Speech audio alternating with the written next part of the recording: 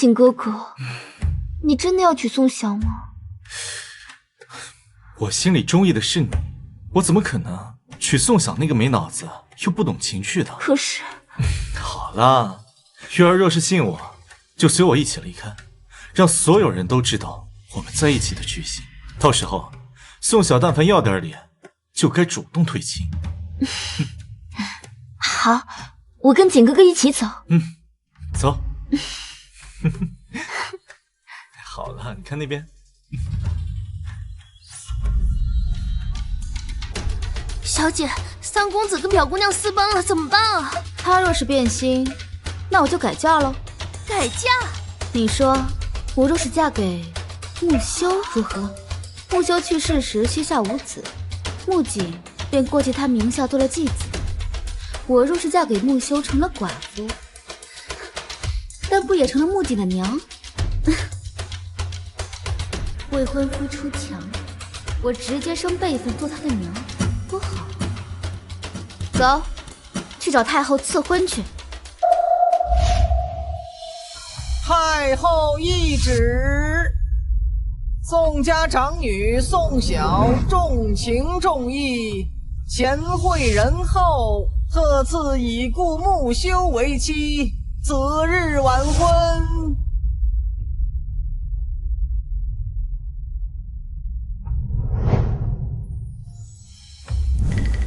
我觉得挺好的，特别是经过了昨天晚上，做寡妇的好处啊就更加明显了。被贼人夺了清白，如果相公还活着，必然会发现。但现在我的相公在棺材里，我出墙的事儿，他永远都不会知道。做寡妇多好啊！走，收拾一下，回侯府。是。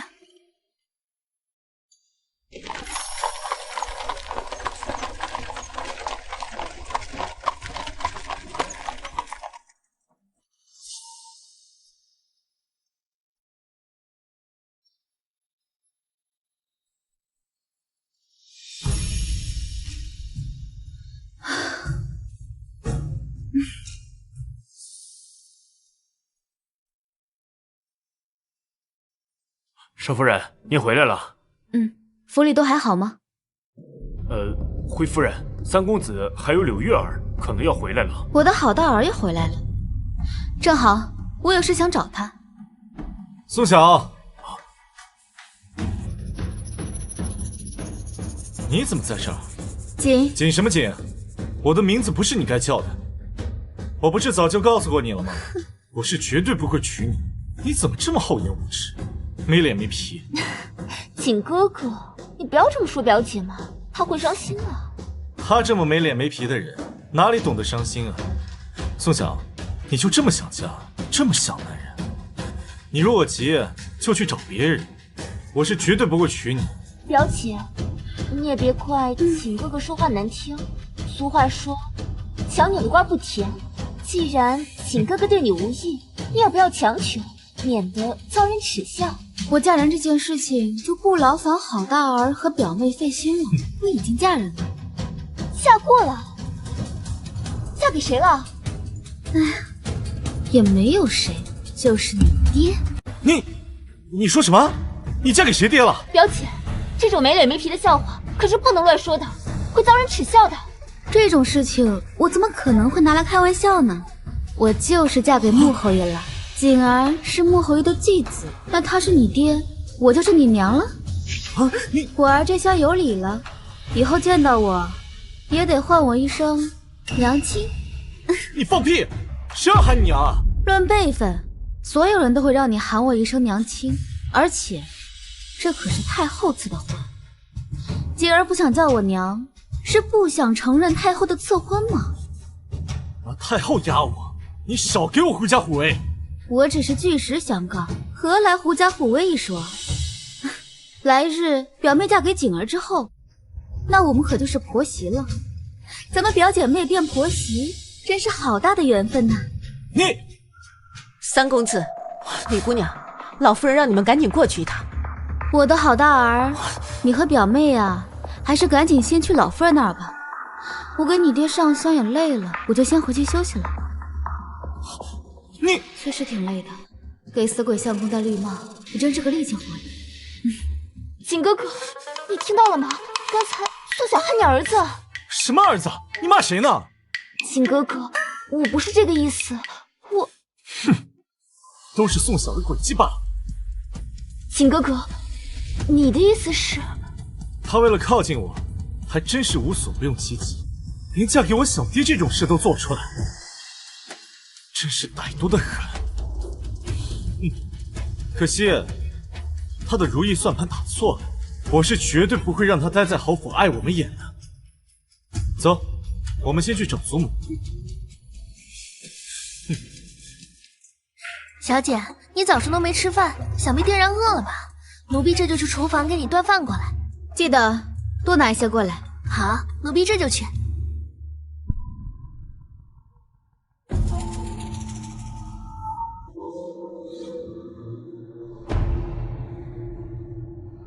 真是狗嘴、驴气、火柴、人渣！小姐，饭菜来了。来了。小姐，你慢点吃，别噎着了。慢不了，我都快饿死了。昨天忙活了一晚上，给死鬼相公忙活了一顶绿帽子，自己也差点累死。我这贤惠也是与众不同。小姐，您先吃着，我去厨房把鸡汤给您端来。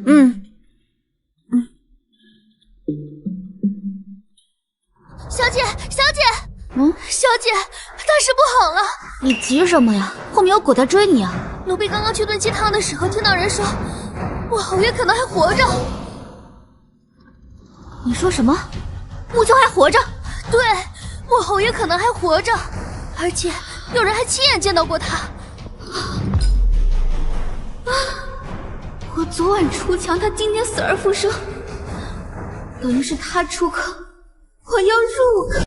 小姐，如果侯爷真的还活着的话，那你的福气可都在后面了。对，我的福气啊，在后面。什么福气啊？那是死气。我本以为我跟木修也就是有名无实的夫妻关系，不曾想这哪里是夫妻关系，这是你死我活的关系。他活了，我就该死了。小姐，你怎么了？我没怎么，我就是太高兴了。高兴，晚饭再给撤了。小姐，你不吃了？不吃了。听到木修还活着，我高兴的吃不下了。不过，你真的确定木修还活着吗？奴婢只是路过的时候听了一耳朵，也不敢断言到底是不是真的呀。要不我们去找老夫人吧，老夫人她肯定知道啊。走，找老夫人去。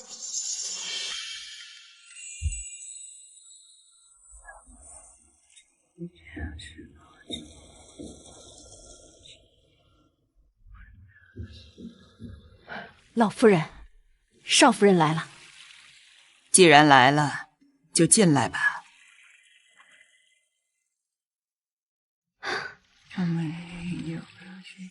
孙琦来给祖母请安，看到您正在礼佛，没敢打扰，刚才就没敢进来，没曾想还是惊扰了祖母。无碍，既然来了，就随我一起祷告吧。是。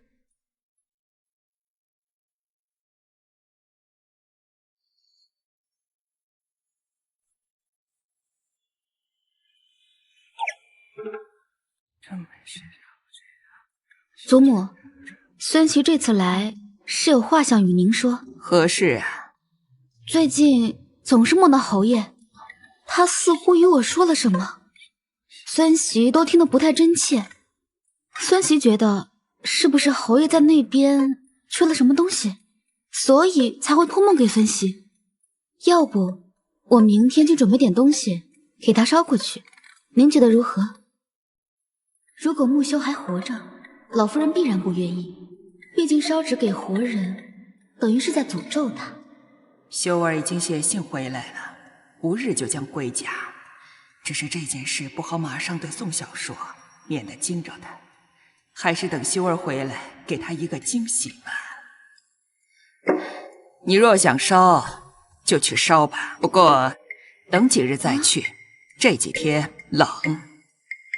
等过几日，修儿就回来了，自然呢，也就没烧的必要了。好，孙媳听您的。太好了，让烧，那就说明木修活着的事儿根本就是子虚乌有的传谣。他死了，我就可以安稳的活着了，大喜大喜啊！求佛祖保佑我孙儿否极泰来。求佛祖保佑我与相公阴阳两隔，各自安好。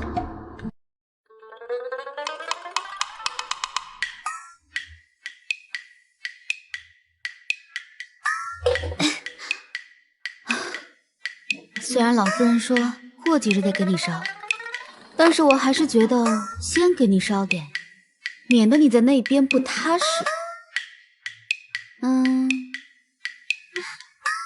我给你烧点美人儿，再烧点你们男人喜欢的画本。等明日我再去买点金元宝，回来都烧给你。哎，让你在那边要啥就有啥，所以你可千万别急着回来呀，不要回来呀。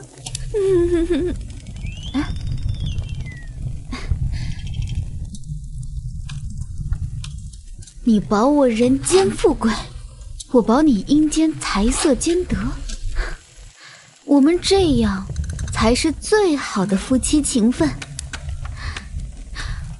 哎呀，没事可千万不要回来啊，这回来也没什么好的呀。媳妇儿是出轨的，后辈是糟心的，这人间真的没什么值得你重新返回人间的呀。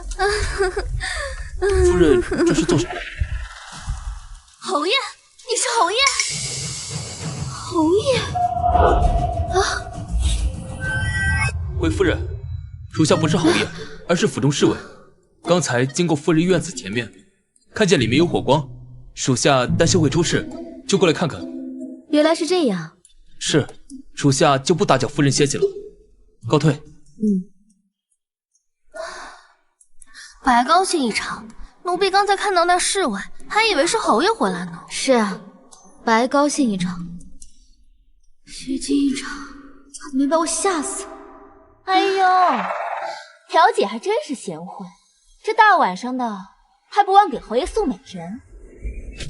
小妹过奖了，我呀不仅是对相公贤惠，更是对我儿景儿更加关心呢。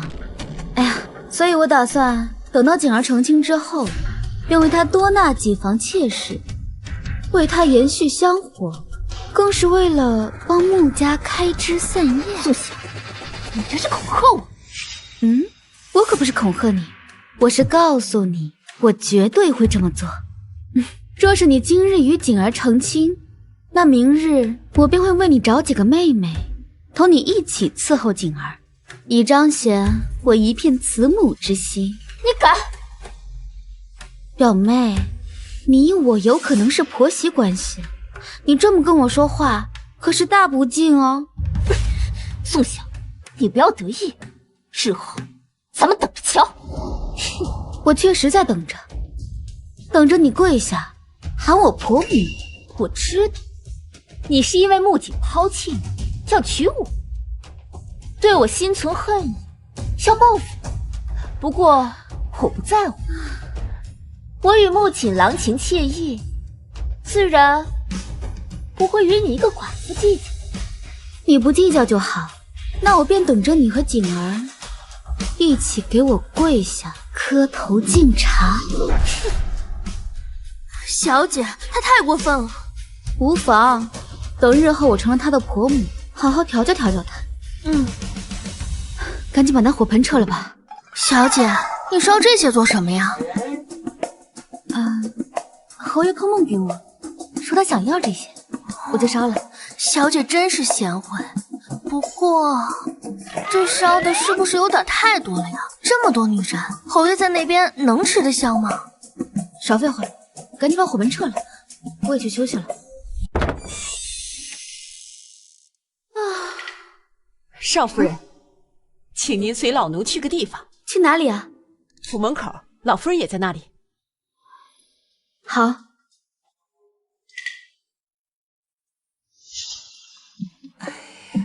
你看看，怎么还没来呀？桂嬷嬷，是有什么大人物要来吗？少夫人，一会儿你就知道了。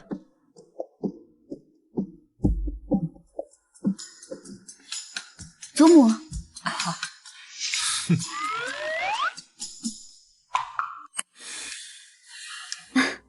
锦儿，这今日天冷，怎么没披件大氅啊？万一若是冻着了，为娘可是要担心的。宋晓，你少跟我来这套！你对我爱而不得，就想方设法膈应我，你可真够歹毒的。锦儿，这不管过去如何，现在我们是名副其实的母子，你这样实在是有失体统，传出去了让人笑话。你少对我说教。为娘没有对你说教，你别在这儿给我为娘为娘的！我告诉你，想让我叫你母亲，做梦！哎呀，你们都闭嘴！老夫人，您看，来了来了！谁来了？这么大阵仗！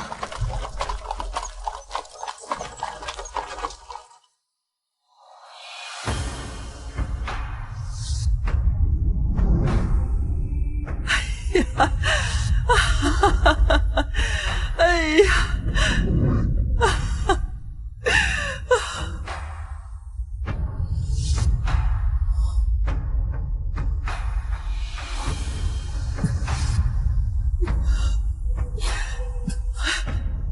不孝孙母羞，给祖母请罪。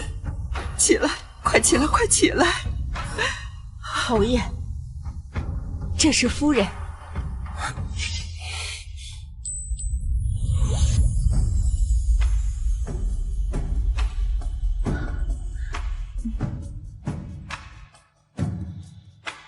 侯爷，我知道夫人能够不在意我曾是王人的身份，举着牌位嫁给我，这份情谊属实让人感动不已。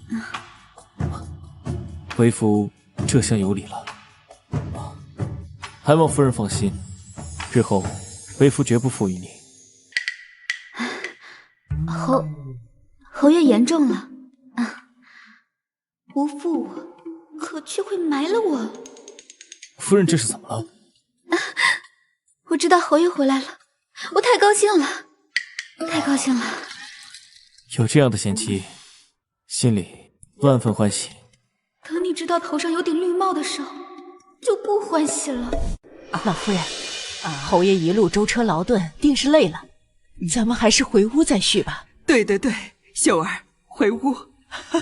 好，小小，你且回你屋里稍等一下，我和秀儿有些话要说。是，秀儿，回屋。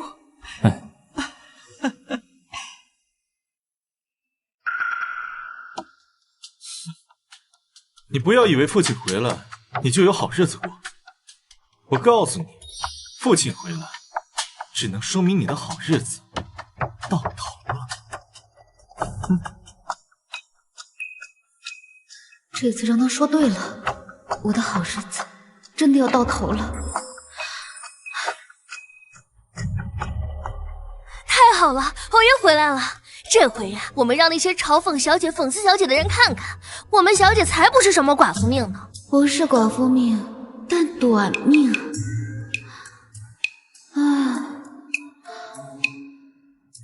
我的生命线瞧着也挺长的，不像是短命鬼啊。小姐，我们不能这样干坐着，我们得做点什么。做什么？去给自己挖个坑，先把自己埋了？小姐，我们为你梳妆吧。咱们这回好好打扮打扮，好让侯爷看看咱们的全美容貌，跟他是天造地设的一对。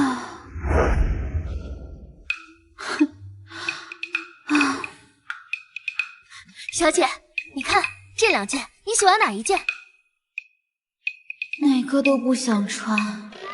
这个时候，哪件瞧着都像是寿衣。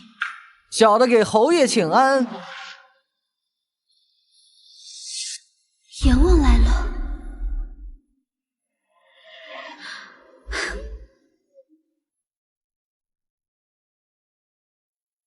侯爷，你我夫妻不必多礼，坐。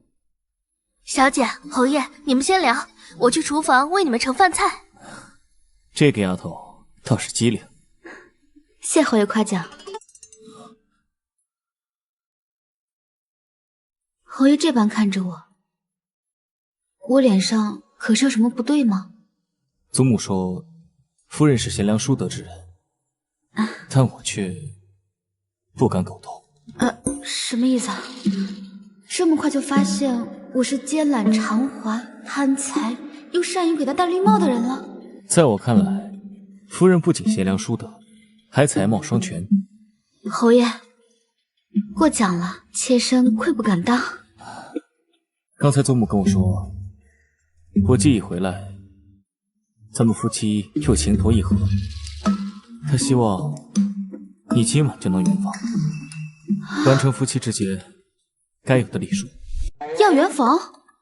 你我夫妻自然是要行房。侯爷说，侯爷说的对，可是侯爷刚刚回来，应该好好歇息歇息。这圆房不急于一时。夫人如此体谅，为夫甚是感动，但是绝不能让夫人再受委屈了。之前成亲我就不在，让夫人受了许多委屈，以后再不能冷落了夫人。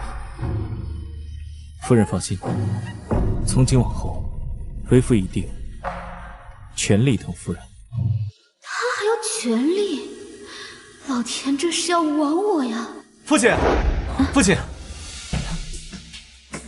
父亲，您真的还活着？多年不见，锦儿长大了。是，孩儿长大了，马上就要成亲，娶的还是自己最心仪的女子。好，那为父要恭喜锦儿了。多谢父亲。不过有件事，孩儿思量许久，还是觉得不应该瞒着父亲，告知才行。何事？就是关于父亲身边这个女人。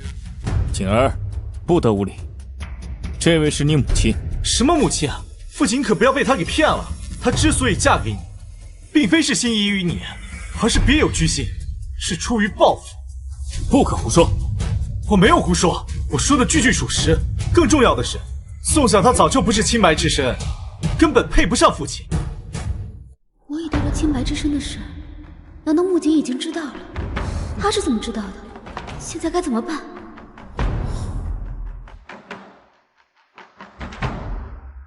你说她并非清白之身，此话何意？父亲应该知道，一个女子最重要的就是洁身自好、矜持善良。可是宋晓，她却不知廉耻，心思歹恶。木槿，注意你的言辞。我说的句句属实。父亲，你看，这是宋晓之前给我写的书信，里面写的都是一些见不得人的东西。还未出嫁就没脸没皮，勾搭男人的女人，就可以说她已经不是清白之身了。吓死！原来木槿说我不是清白之人，说的并不是我出墙，而是这封烂信。不过我怎么不记得给木槿写过信？更何况，她之所以嫁给父亲，也完全是出于对我的报复。所以，像这种心思歹恶的人，是绝对不能待在侯府。还请父亲马上休了他。侯爷，三公子说的对，我这样粗俗的女人，实在是配不上侯爷。还请侯爷休了我吧，赶紧休了我。为求对于我来说，等于是起死回生啊！还算是你有点自知之明。父亲，既然他都这么说了，你就赶紧把休书给他吧。莫叔，进来一下。侯爷，将木槿带下去，重则10大板。理由：对母不敬，不孝。是。父亲，你糊涂了吗？我清楚得很。宋晓是我的妻子，你对她言语不敬，打你都是轻的。小小，你觉得为夫做的可对？侯爷，想必三公子应该也是无心的。这俗话说，打在儿身，痛在娘心。三公子若是挨了板子，我实在是痛心不已。宋晓，你少在这里猫哭耗子假慈悲！我告诉你，我不稀罕。住嘴！你对你母亲那样无礼，她还是为你求情替你说话。她是如此的宅厚善良，你身为人子，却这样诋毁母亲，简直是丧良心。侯爷，算了，三公子从未承认过我是他的母亲。从我嫁进府之际，他从未唤过一声，但你在他的心里，我不配让他叫我一声母亲吗？你既然如此，木槿，你先跪下，先给母亲行个礼。想让我叫她母亲，妄想！侯爷，还是算了吧，万事不可强求。夫人仁厚，但家有家规，此事不能就这么算了。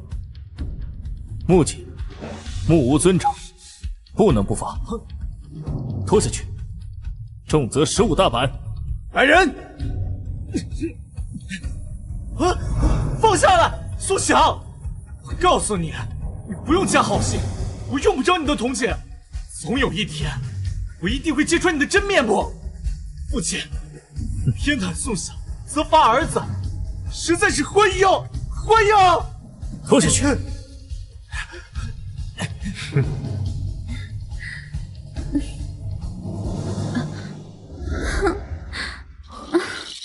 你放心，有为夫在，绝不会让你受委屈。谢侯爷，我并不觉得委屈，我只担心您与锦儿之间生出嫌隙来。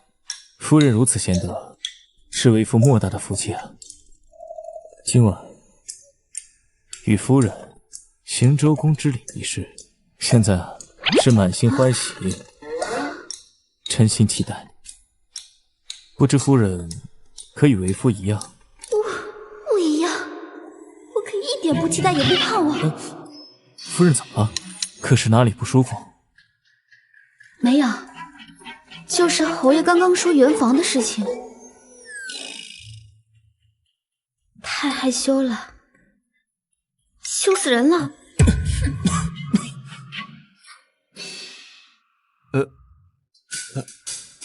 侯爷，您还好吧？虽然不怎么疼，但为夫却感受到了他想谋杀亲夫的那种气势。打是亲，骂是爱，说明夫人还是想注意你。行了，别嘴贫了，去看看宋晓现在干什么去了。是。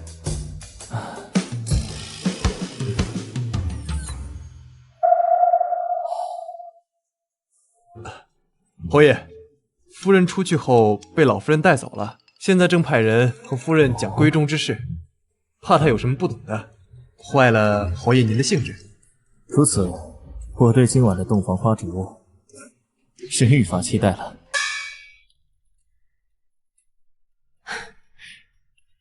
夫妻闺房事是最正常不过的，少夫人不必觉得害羞。这上面的内容，少夫人好好学学，是很有必要的。就比如这个姿势，这个姿势是最容易怀上子嗣的，少夫人可要记得点。咱们侯府子嗣单薄，少夫人若是能早些为侯爷生下长子，老夫人和侯爷必然都很高兴。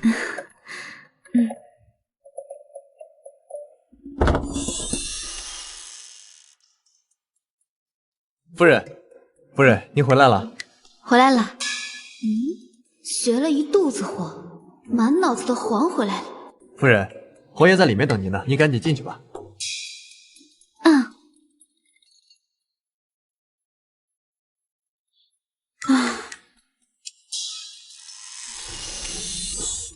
少夫人这脸色不像是要入洞房，瞧着跟奔丧差不多。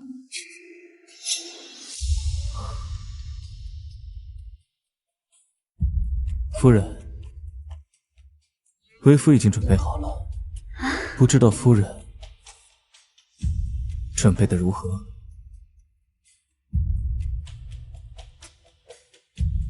我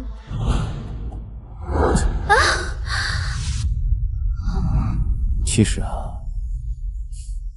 夫人什么都不用准备，一切交给为夫就好。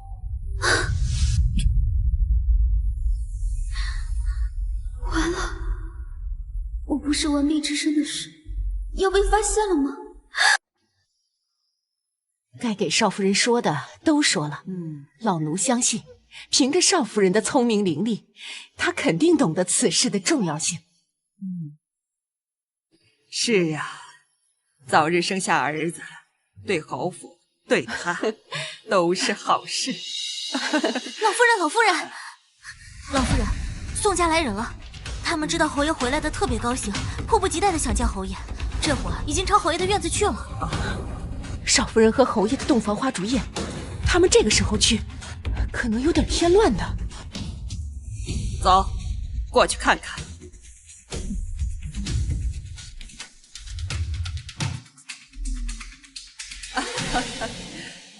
亲家，这么晚了，你们怎么过来了？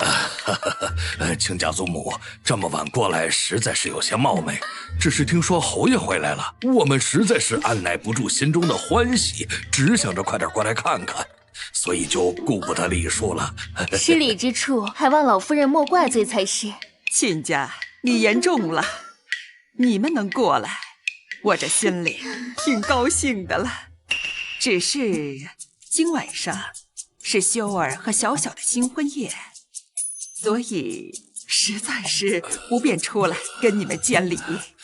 亲家，不如先去我的院里坐坐，等明日我让木修带着小小去宋家给您们请安。好，好，请。哎呀！哦。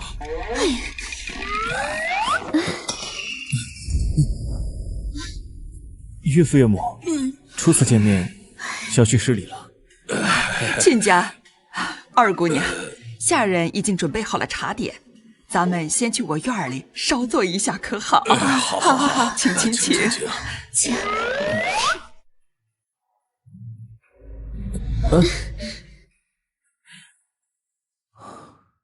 我们是不是丢人了？不丢人，床塌了，只能说明咱们夫妻感情好。你别开玩笑了。不是开玩笑，是夸赞。为夫很喜欢夫人在床上的那股生猛劲儿。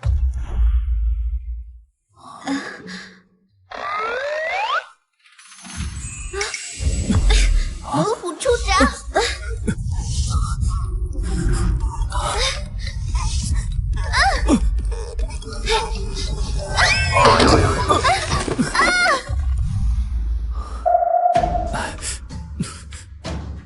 夫人，这会儿是先去叫莫叔请个大夫来吧，给为夫瞧瞧。哦，好，我现在就去。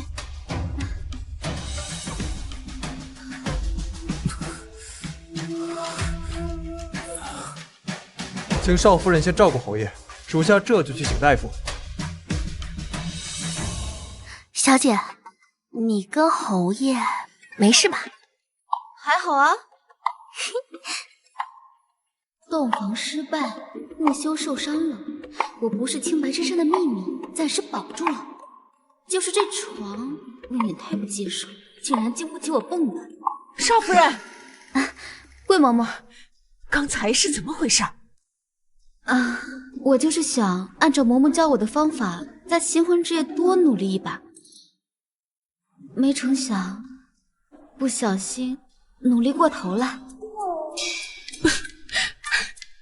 嬷嬷，我父母还在府里吗？他们还在跟老夫人说话，他们那边你不用担心。少夫人照顾好侯爷，有事儿叫下人去禀报老夫人。好。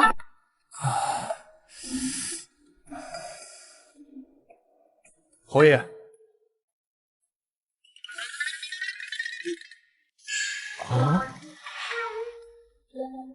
这身体真好，真机灵，到底什么姿势？把床给干塌呀！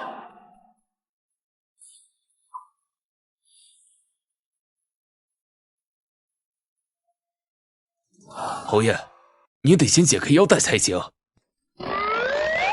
那劳烦夫人先背个身，不想吓着夫人。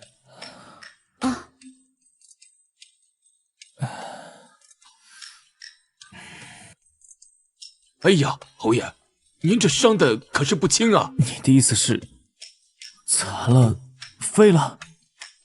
娘呀，我真猛！没有，没到残的程度，就是要好好休养一阵子，暂时不能行夫妻之事。行，感谢老天爷，我又可以守寡了。那草民先给侯爷开点药，侯爷先调养调养。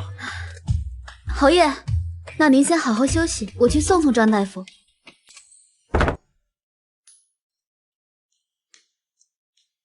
张大夫，不知侯爷这个伤大概多久能好啊？短则3个月，长则半年。赵夫人若是没有别的吩咐，草民就先行告退了。好。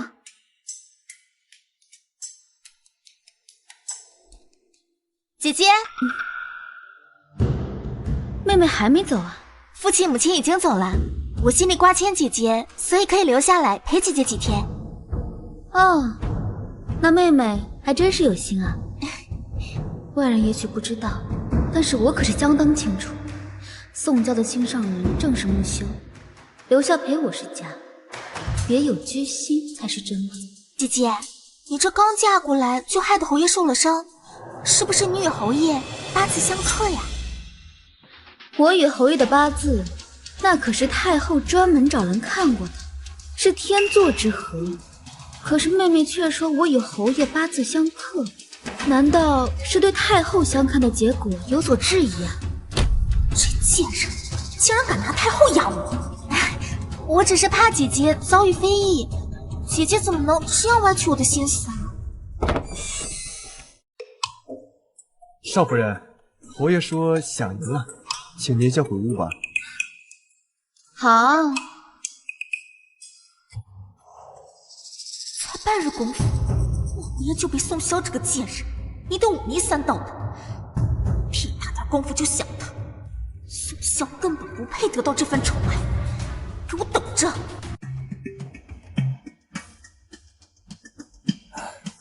多吃点。侯爷，多吃点儿，补补身体。姐姐怎么只顾着自己吃啊？怎么不给侯爷夹菜呢？食不言，寝不语。妹妹也是学过规矩的，怎么忘记这一点了？多谢宋二姑娘的关心，但我这人呢，不爱吃肉。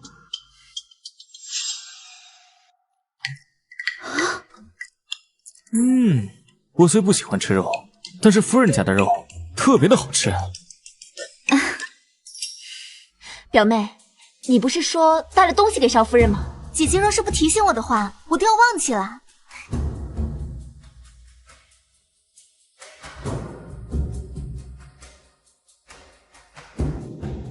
这里面都是姐姐写给三公子的信，在家里面放着，我就都给拿过来了。毕竟是姐姐的东西嘛。是给景哥哥的信吗？哎，夫人的字还真好看呀。祖母你看，是不是不错？小小确实写了一手好字啊。不是，木修他是不是有病啊？宋萧给木槿写信是不检点，他怎么还夸起来了？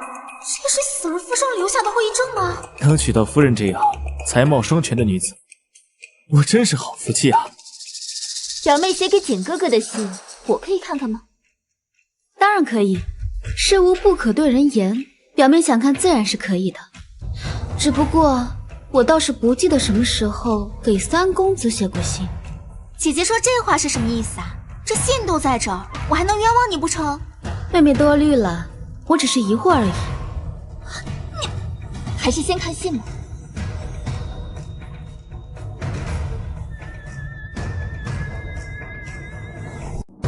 表姐，姐姐信里都跟三公子说什么了呀？若是不能言说的话，我们也是能理解的。我与三公子之间有什么是不好言说的？哼！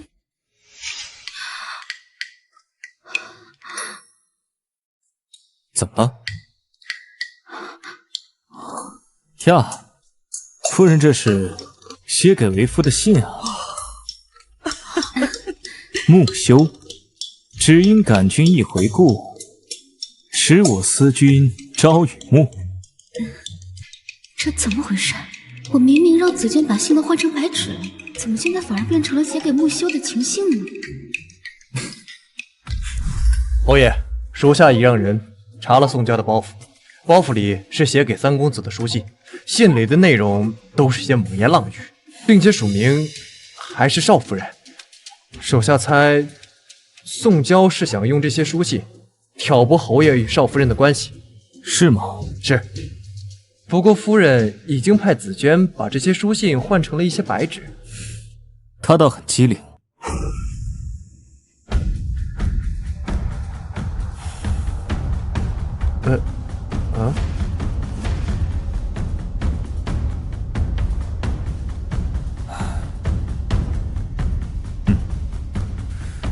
将白纸拿走，换成这个。是。唉，夫人对我情深意重，我是一直都知道的。怎么可能呢？这不是写给三公子？怎么会？宋二姑娘，这木槿也算是小小的儿子，就算是小巧给他写信，也无可厚非啊。有什么值得大惊小怪的呢？是，侯爷说的是。祖母，我和小小还要去给皇帝和太后请安，我先告退了。好，好，去吧。是。走。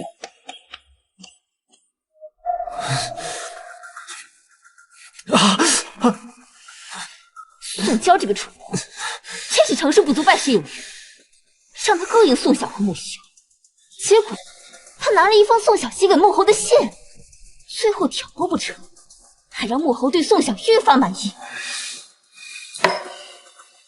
景哥哥，你放心，你平白被打这件事绝对不会轻易就算了，我一定会给你出这口恶气。我现在倒是也不急了。怎的不急？我本还盼着宋娇将宋晓取而代之，现在看来，凭他的脑子是根本不可能的。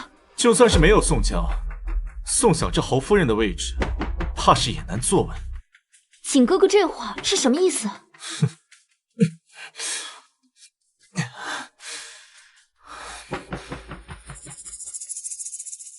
你不知道，太后一直希望父亲娶她娘家侄女沈如为妻，后来父亲身亡，太后方才息了心思。现在父亲活着回来了，他手里的兵权对太后、对沈氏都是一大助力。你等着看吧，我们什么都不用做，太后就会动手把宋晓赶出侯府。哎呦，侯爷，公公，穆侯爷，您总算是来了。皇上啊，可是等您好久了。微臣这就带内人去叩拜皇上。侯爷，皇上有政务要与您商议，侯夫人在，怕是多有不便呢。侯夫人倒是不如先去见太后，她老人家也在等着呢。行，那我就先去给太后娘娘请安。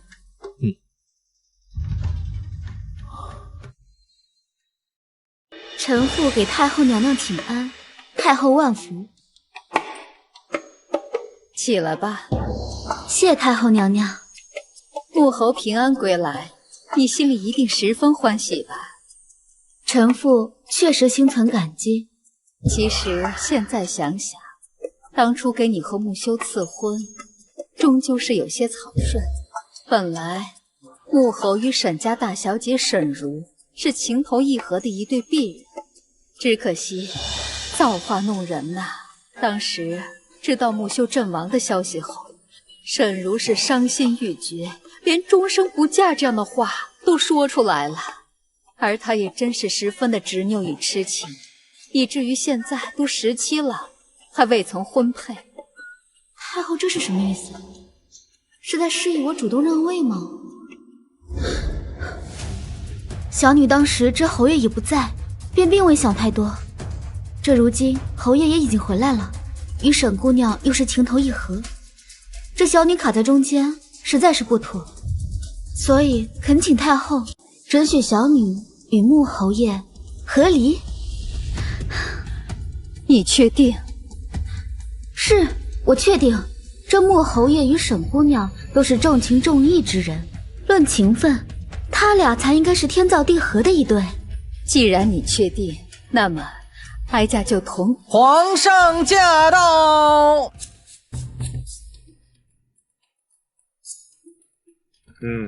起来吧。来，皇上，穆侯爷，你们不是在忙政务吗？怎么得空到哀家这里来了？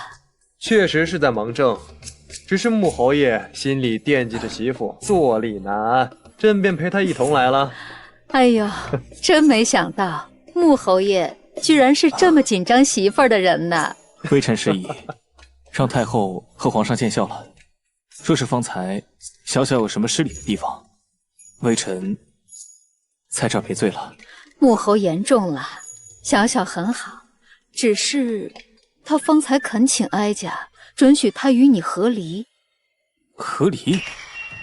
夫人为何有此想法？是对为夫有什么不满吗？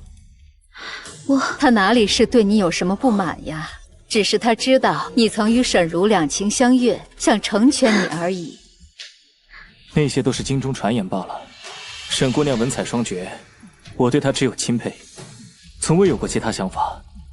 是你误会了，以后切莫再说这些话了，免得误了沈姑娘的名节。穆修说的是，如果你的相公早就对沈家姑娘有意，早恳请朕赐婚了，何必等到今日？你说是吧，母后？皇上说的是。微臣这次前来，就是来向太后谢恩的。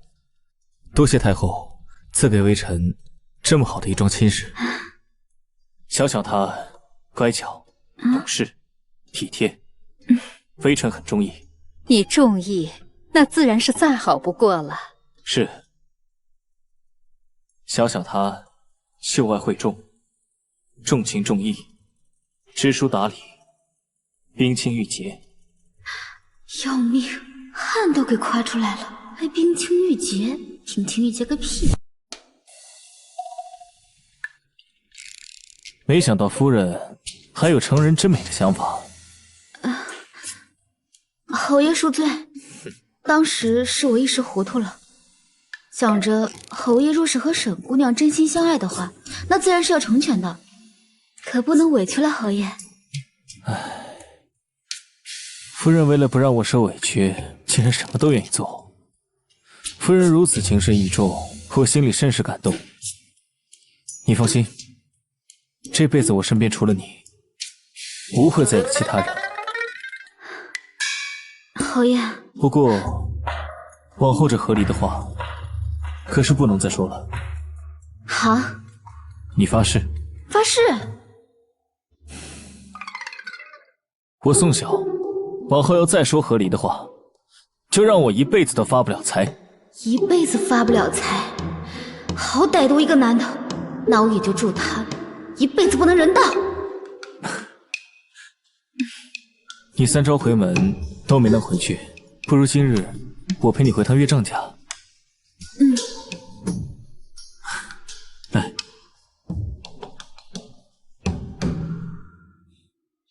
老爷，你是长辈，不亲自迎也没关系。糊涂！论官职，穆修他可是我上峰，在他面前拿什么架子？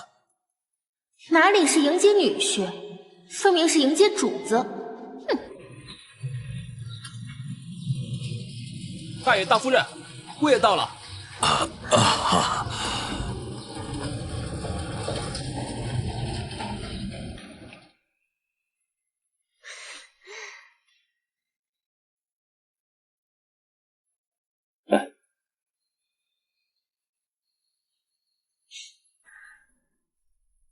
岳父、岳母，贤婿这么忙，怎么还亲自过来呀？再忙，规矩不可失啊！孝敬岳父岳母是女婿该做的。好，那里边请吧，快！岳父，请喝茶。你也喝。不知道的还以为木修是主，宋妍是客。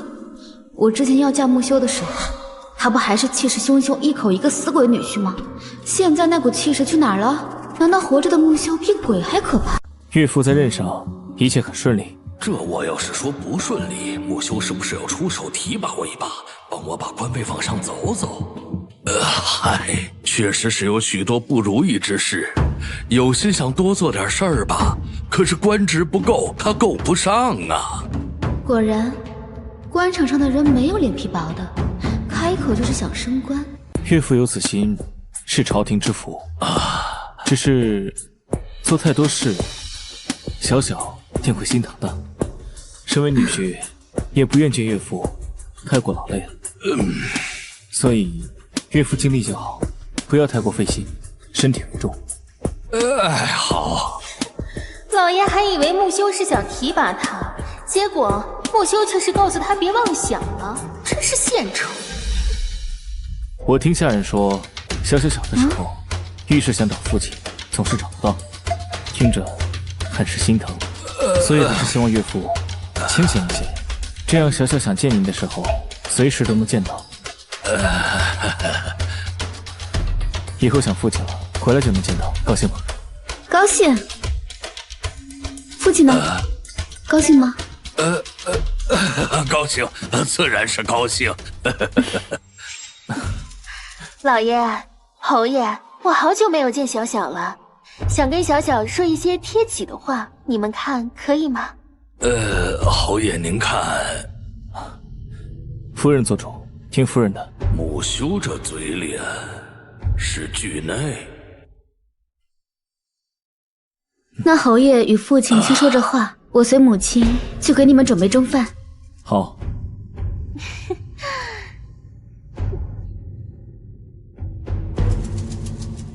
你现在也是出息了，得了木修的疼宠，日后可是享福了。这还是要多亏了母亲，当初给我看过，说我天生守寡的命，不然啊，我也不会嫁给木修。不过呢，现在看来，母亲看的一点不准嘛。早知道木修还能活着回来，打死我也不会同意宋晓这个妓女嫁过去。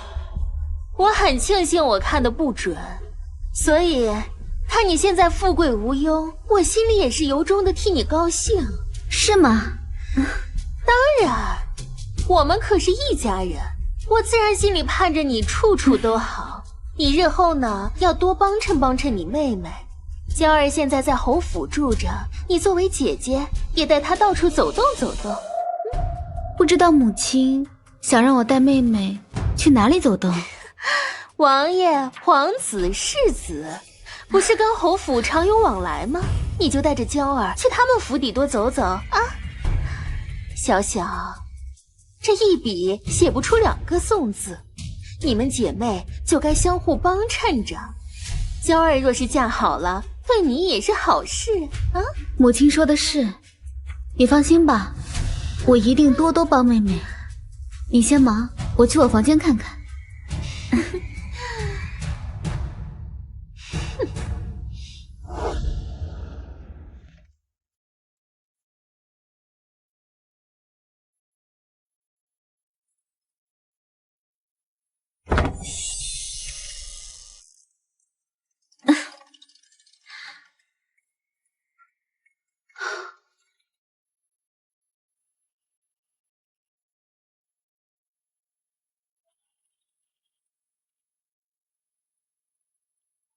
小姐，戚夫人实在是太过分了。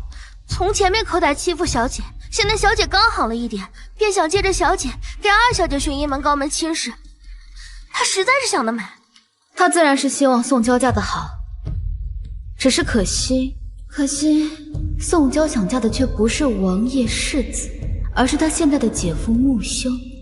我倒是盼着宋娇能如愿，她入院的话，我就刚好可以和你走人了。好在现在侯爷护着小姐，给小姐撑腰，他们再想欺负小姐，妄想。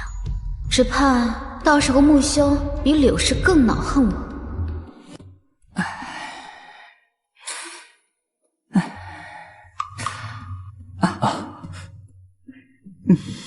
回来了。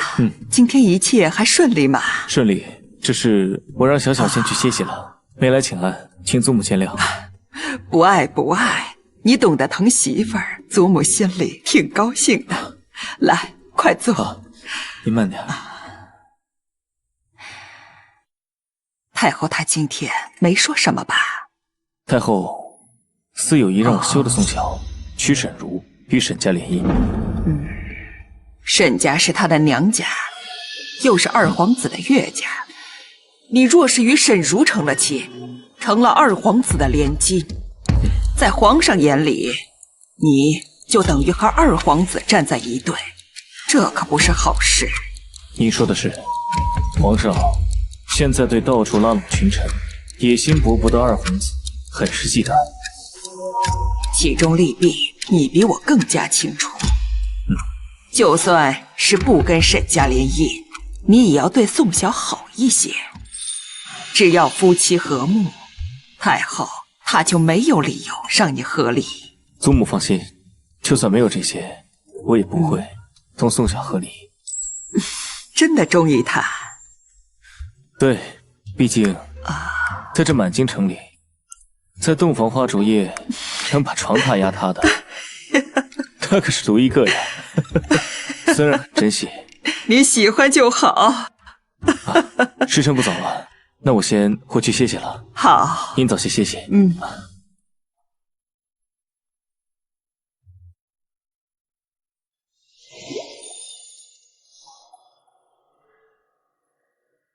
小姐，哇，真美！侯爷看到，估计连路都走不动了。哎，小姐，你看，那是不是侯爷？啊，是侯爷，快帮我弄弄头发和衣服。哇，好。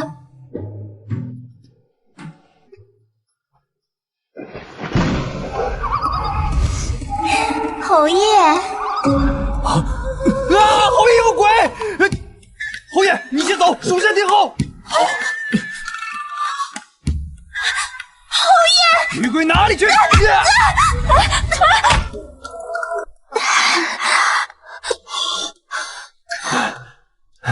莫护卫，你这是干什么？竟是宋二姑娘，请恕属下眼盲，刚才还以为是哪儿飘来的女鬼呢。多有冒犯，还请宋二姑娘海涵。莫护卫，严重了。多谢宋二姑娘不怪。不过宋二姑娘，这么晚了不在屋内休息，穿成这样，在这里做什么？我晚上睡不着，四处走走，散散步。是吗？那宋二姑娘你继续散步，属下就先行告退了。哎呦，小姐，你没事吧？没事没事。哪来的女鬼，吃我一脚！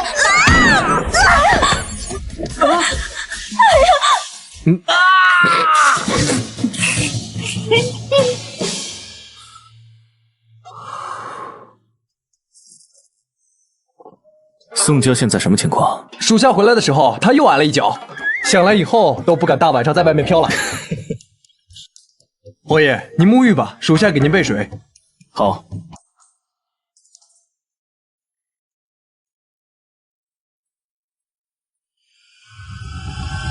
别怕，我会轻一点。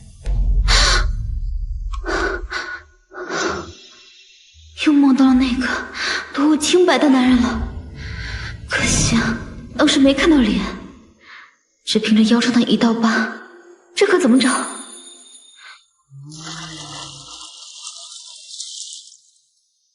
侯爷，水好了，可以沐浴了。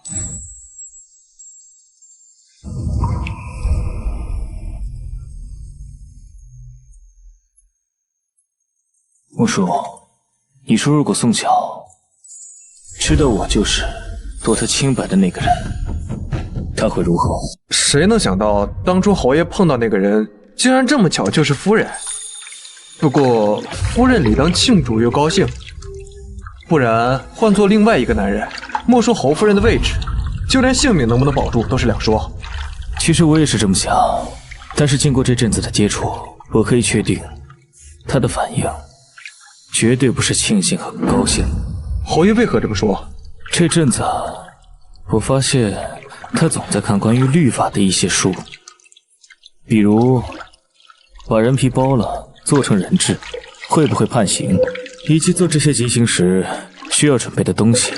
他表面看着柔顺乖巧，实则是披着羊皮的狼啊。不过他一个黄花大闺女被夺了清白，第一反应不是恐慌失措，而是记住这个人的特征，想着把他做成人质，也是有趣的很。侯爷这笑的怎么瞧着骚里骚气的，就跟那春天的猫一样。侯爷，你还是要小心夫人一些。小心什么？小心那个侯爷，色字头上一把刀。去！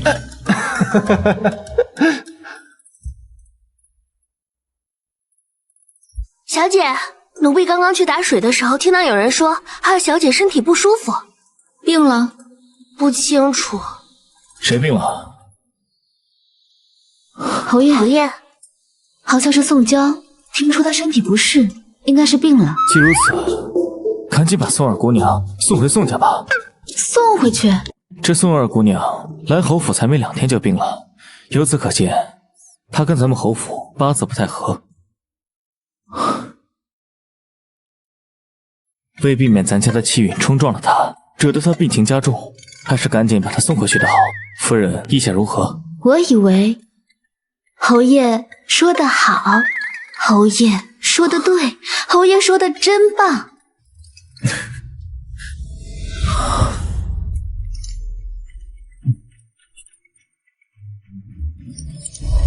夫人真会夸，夸得为夫这心里心跳都不稳了。侯爷过奖了。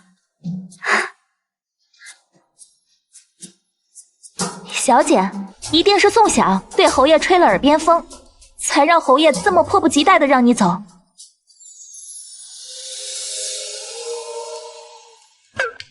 你真这样以为的？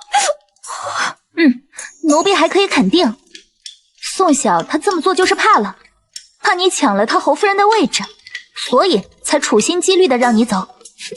这就怕了吗？翠儿，你去收拾东西，咱们回宋家。小姐，咱们真就这么走了？来日方长，你不急于这一时。迟早要那个宋萧好看。小姐，侯爷去上朝了，二姑娘跟翠儿刚刚也离开了。他这次倒是走的挺爽利的，侯爷都亲自赶人了，他自然是没有留下来的道理了。哎，对了，这是刚刚周管家给我的信，叫我交给你。给我的？谁会给我写信？侯夫人，上个月您来安堂上香，我看到一个男人潜入你屋，若是侯夫人方便，请来安堂一趟，我有东西给你。小姐，你怎么了？我要去安堂一趟。侯夫人，是我让人给你递的信儿。敢问小师傅，你可看清那人的长相了？当时天太黑，我没看清他的模样，只是隐约看到个子挺高的。不过我捡到了这个。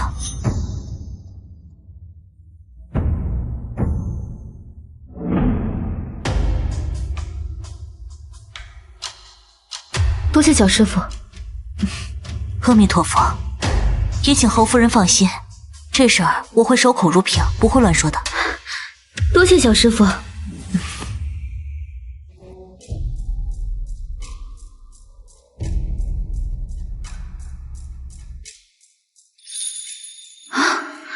翌日那个男人离开后，我在屋内捡到半块玉佩，加上这一块，现在玉佩完整了，拿着这玉佩到玉器店，说不定就能找到玉佩的主人。子娟，去17楼。是。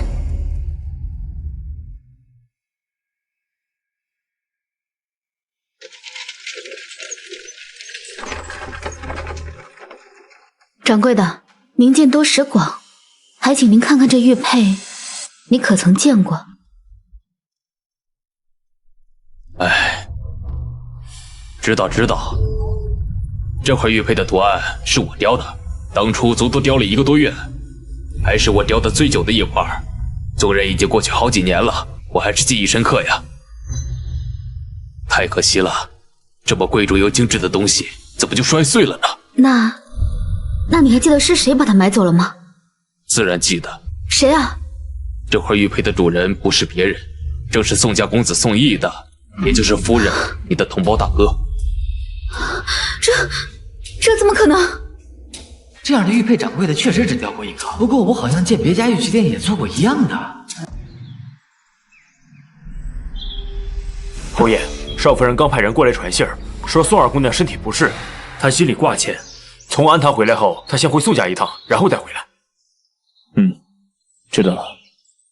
侯爷，少夫人跟宋二姑娘关系可没那么好，她回去是不是有什么猫腻啊？吩咐侍卫暗中盯着宋晓的一举一动，若有异常，即刻来报。是。哎呀，你怎么又回来了？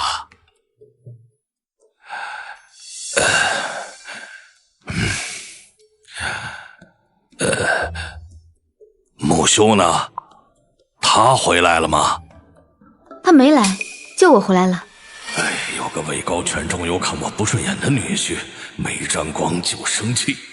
父亲，哎，女儿啊，好生羡慕您。你羡慕我什么呀？羡慕我摊上木修这个女婿，忍气吞声的本领突飞猛进吗？我能羡慕什么呀？自然是羡慕父亲有我这么好的女儿，给你找了一个穆侯爷这么好的女婿。你少跟我扯这些，你说吧，回来干什么？劳烦父亲给看看，这个玉佩是大哥的。是。什么叫是啊？大哥可是父亲的嫡长子，他的贴身玉佩，难道您不认识？还是说把您的眼睛给扒大点儿，仔细给看看清楚？哎呀，是，他就是你哥的。你发誓，你说的每句话都是真话？发个屁誓！这玉都长得差不多，我咋知道是不是？看个玉佩给发个屁的誓！你要是不信，你就写信去边境问问你哥。不过你哥边境事务繁忙，也没空搭理你。是啊，我哥在千里之外的边境，又怎么会同时出现在安堂呢？一定是哪里搞错了。行吧，那您先忙吧，我先走了。赶紧走！你每次回来就知道气我。姐姐，你已经嫁人了，这样随意回娘家，怕是不太好吧？妹妹说的对。宋萧，你这是什么意思？不要以为嫁到侯府当夫人就可以任意妄为了。如果是，那你也太狂妄可笑了吧？怎么，我说错了？妹妹自然是说错了，所以大小姐，你未免也太蛮横了，竟然无缘无故的对二小姐动手，简直是欺人太甚。紫娟，掌她的嘴。宋萧，你这是干什么？你脑子是不是被驴给踢了？紫娟啊，你去侯府一趟，就说让侯爷来这里接我。还请穆侯爷，你们是还嫌不够丢人吗？父亲，我只是好心提醒姐姐，她这样总是回娘家，怕侯府的人不满呢。可谁曾想，姐姐却不知好歹，还下手打我呢。你还有什么好说的？好说的，那这可太多了。是说5岁那年宋娇把我推下水的事情呢？还是我6岁那年，我那好继母因为伤心过度，把我忘在我娘坟前的事啊？还是说……好了，闭嘴吧你！不，你让我说的吗？我是让你说这些了吗？行，不说这些，那说点别的。让我的好继母和妹妹给我赔个不是吧？让我给你赔不是？做梦！我做梦？啊，那试试看吧。听说妹妹最近正在与京城富家议亲，对吧？你说如果我把这些年宋娇以娶我为乐，和这些年对我做过的事情都告诉富家，结果会如何？宋晓，你在这胡说八道些什么呢？我什么时候欺负你了？没有吗？那既然妹妹说没有的话，那我可得让侯爷和富家一起查一下，得仔细的查一下，免得让妹妹觉得我污蔑了她，冤枉了她。宋晓，你到底想干什么？你非要搞得家宅不宁，你才高兴吗？这些年我那继母与宋娇欺辱我的时候，父亲倒没有觉得是他们搅得家宅不安呢，到现在却要求我家和万事兴了。所以呢，你现在想要报仇了是吗？如果是呢？你敢？我有什么不敢的？以我现在的身份和侯爷对我的宠爱，如果我让侯爷好好查一下他们欺辱我的证据，你说这结果会如何？父亲，你教妻不严，教女无方，若是传出去了，对你的仕途会有什么影响？宋晓，你好大的胆子，竟然敢威胁父亲！你闭嘴！给姐姐道歉。父亲，我说的话你没听到吗？我不要给他赔不是，妄想！哎呀呀，您看看您教出来的好女儿，被你教得如此乖巧懂事，如此听话了。宋晓，你够了！我不够。既然妹妹不愿意赔不是的话，那就由父亲来吧。我来？你什么意思？你是想让我给你道歉吗？我怎么敢让父亲给我赔不是？只是不知道父亲会不会害怕我回去在路上告状。你在威胁我？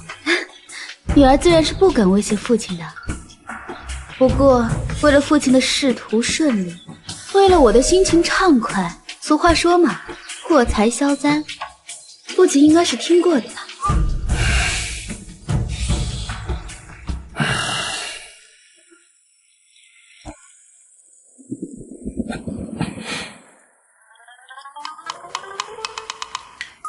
父亲倒是挺大方，也许呢，我应该拿着银子直接远走高飞，也免得提心吊胆的活着。小姐，是穆三公子。我儿，你怎么来了？素晓，我警告你，你要是再敢这么叫我，小心你的狗命！我儿，你为何要这样说？素晓，你少给我装糊涂！你不要以为我那便宜父亲回来，你有了靠山，就可以肆无忌惮的恶心我、作践我。我告诉你，无论什么时候，我都是穆家的子孙。就算是我把你弄死，穆家也会维护我到底。穆家的名声，可比你的性命重要多了。多谢我儿提醒，为娘呢记下来。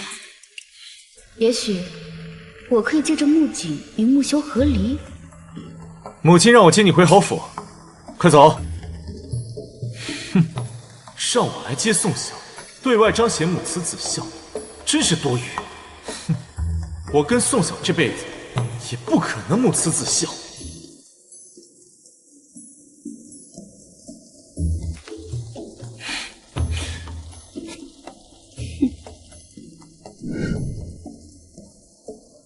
母亲，我特意让简儿去接宋晓回来，这样他们母子相处和谐，堂堂正正，我看日后啊，谁还敢说闲话？你有心了，这都是儿媳应该做的，当不得母亲如此夸奖。坐吧。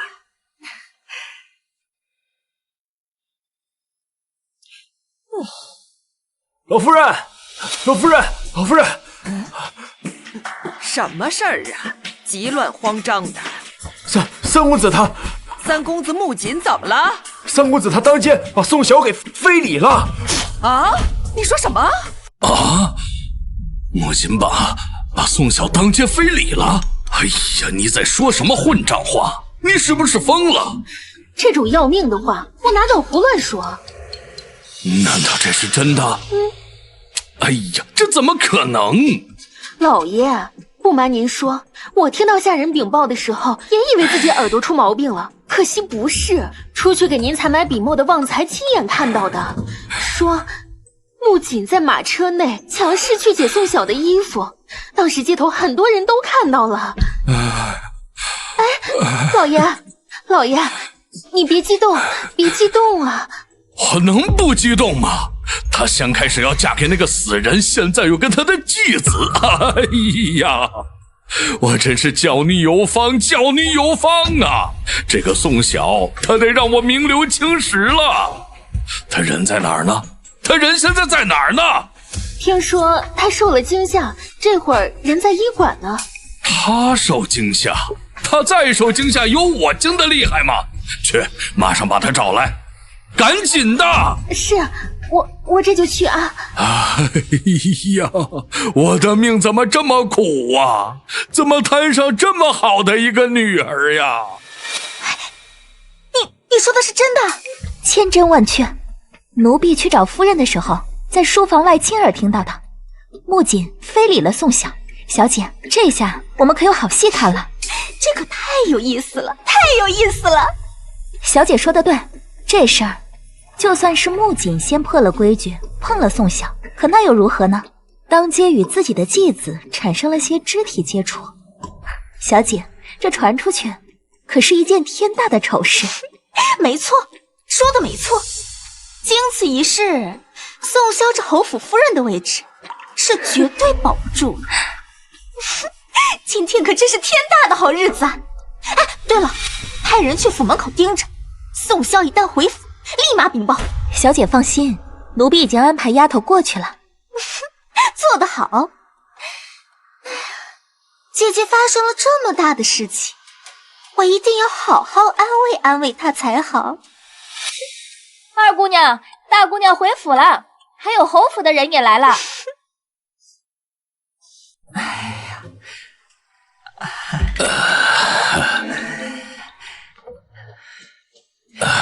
老夫人，宋大人，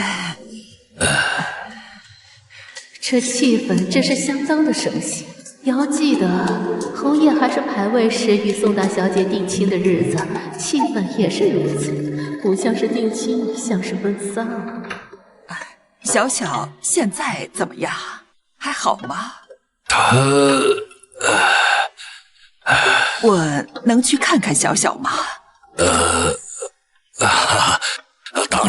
当然，老夫人请。好，小小，你别担心，你父亲一定会将这件事查清楚，为你主持公道的。不过你一定要如实的说，为什么穆锦突然对你动手啊？这还用说吗？这一个巴掌啊，拍不响，肯定是姐姐呀，什么地方惹得穆三公子误会了，那穆三公子啊才会扒了姐姐的衣服呢。江儿，闭嘴！我说的是事实，我想这京城普通的百姓也必然是这样想的吧。江儿，不可胡言。夫人，穆老夫人还有老爷来了，恭喜姐姐呀！姐姐啊，已经名动京城了呢。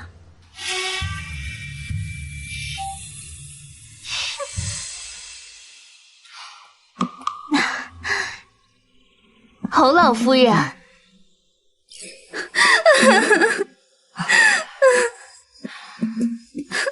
小小，这次的事儿让你受委屈了，你放心，我一定给你做主。老夫人，我知道三公子也不是有意为之，他定是突发了什么暴病，又或者是被什么人给算计了。难为你这个时候还为他说话。我是相信景儿的为人，他到底也是公然的当街扯了我的衣服，这落在世人眼里也是有悖了伦理。所以为侯府，为宋家，也是为了我自己，我自愿和离，还请老夫人成全。这个，老爷，侯爷来了。木修来了，一定是来与宋萧和离的。毕竟这种丑事，世上没任何一个男人能接受得了。那些流言蜚语，足以让人颜面尽失。木修这样注重颜面的人，自然是不能容忍的。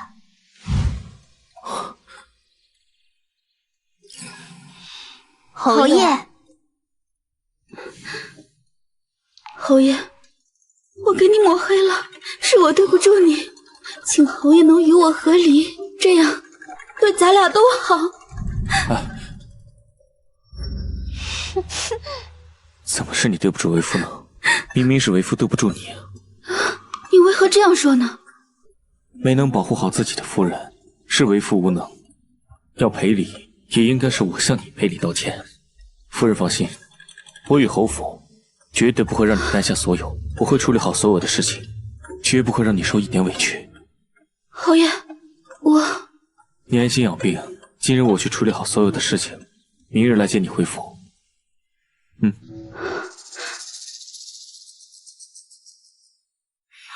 父亲母亲，我去送木侯爷。侯爷，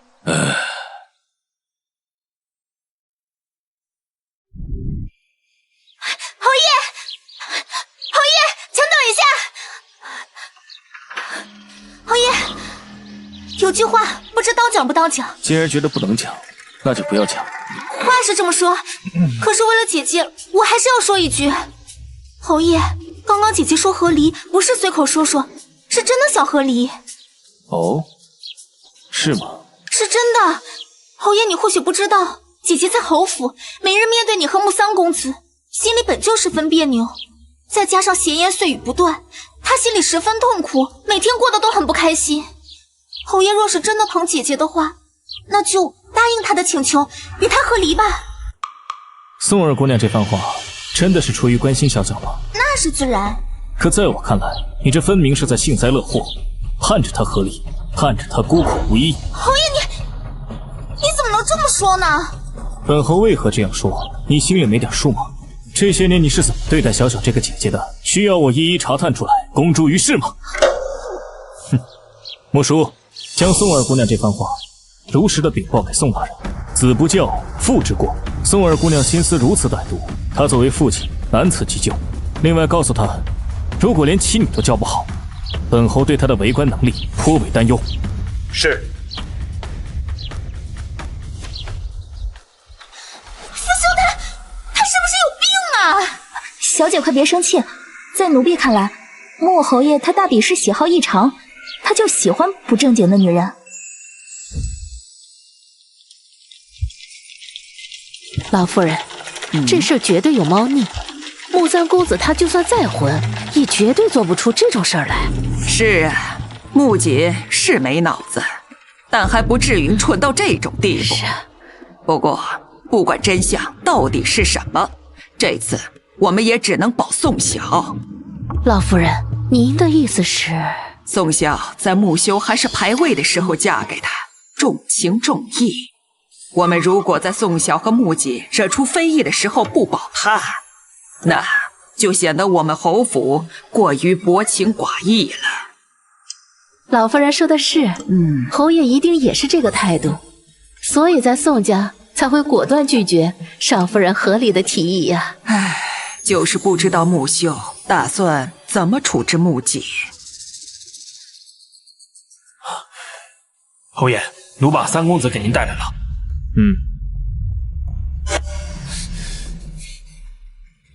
你是不是想问我跟宋晓的事？我告诉你，我没做。我从来都看不上宋晓那个贱女人，更不会当街去非礼她。她不要脸，我还要。你要不要脸已经不重要了，重要的是，现在需要一个说法堵住世人的嘴。那还不简单？你直接把他休了不就得了？这样就没人再胡说了。是吗？可惜啊，这只是你的想法。父亲，你这是什么意思？意思就是，我已经让人把你东西收拾好了，少时就把你送出京城去。我不走，凭什么是我走？要走也该是宋晓走。你要是现在就走，3个月之后我就把你接回来。你要是让我强行把你送走，再回来就是3年之后了。你自己思量一下。父亲，你这是威胁我吗？我告诉你，我不怕。来人！属下在。把他敲晕，拖出去。你们敢？木修，你竟然为了宋晓那个蠢女人，要抛弃你的儿子，你简直就是昏庸！昏庸！侄儿罢了，我既然已经回来了，这过继之事就此作罢。是，奴这就去安排。还有，派些得力的人手去宋家守着，少夫人有什么风吹草动，立刻来禀报。是。让开！给我让开！我要见木修，你们谁敢拦？木修，我告诉你，你要想送锦儿离开京城，除非从我的身体上踏过去。木修，你要知道，锦儿才是和你一个姓的自家人，她是你死后要为你摔盆的孝子贤孙呢。你当真要为了一个心思歹毒的女人舍弃自己的儿子吗？你简直是糊涂透顶！儿子，堂嫂，我刚才已经安排人通知宗族，过继之事就此作罢。什么？侯爷，此事暂且不提。就说宋晓，他心机重得很，这件事八成就是他搞出来的，目的就是借你的手把木槿赶出家门，报复曾经被木槿抛弃的事。没错，肯定就是这样的。木修，你可千万别犯糊涂啊！你这样亲疏不分，老夫人知道了她也不会高兴的。难道你忍心让老夫人这么大年纪还要伤心费神吗？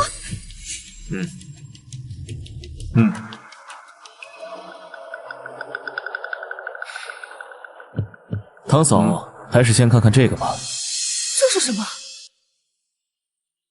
这是这些年你往娘家送的银钱的统计，还有你娘家兄弟贪污受贿、杀人越货的一些罪证。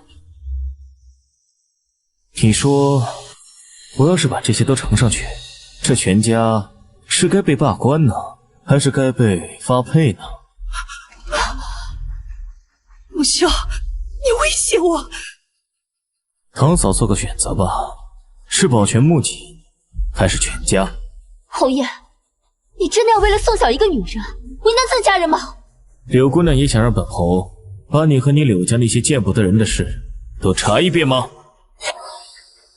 木修，你好狠的心！知道本侯是狠心之人，就不要做些违逆本侯的事。好，木修，你不要后悔。伯母，现在怎么办？现在我还能怎么办？如果木修把这些东西交出去，那我娘家就全完了。眼下，我就算是再不愿意，也只能让锦儿先吃这个委屈了。伯母，现在这些证据不是已经在你手上了吗？穆侯爷还拿什么来为难全家？蠢货！这些所谓的证据，你以为木修手里就只有这一份吗？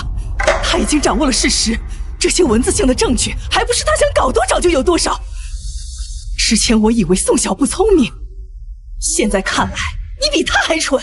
伯母教训的事，是我想的浅薄了，我也就是关心则乱，太过担心景哥哥。若是你有这个心，倒不如明日你去求求宋晓。现在也只有宋晓可以劝木修收回成命啊，毕竟他现在可是木修的心尖儿啊。好，我明日就去找宋晓。这么晚不睡，来找我何事啊？父亲，我想去安堂住一阵子，麻烦您派人送我过去。你要去安堂住一阵子？为什么？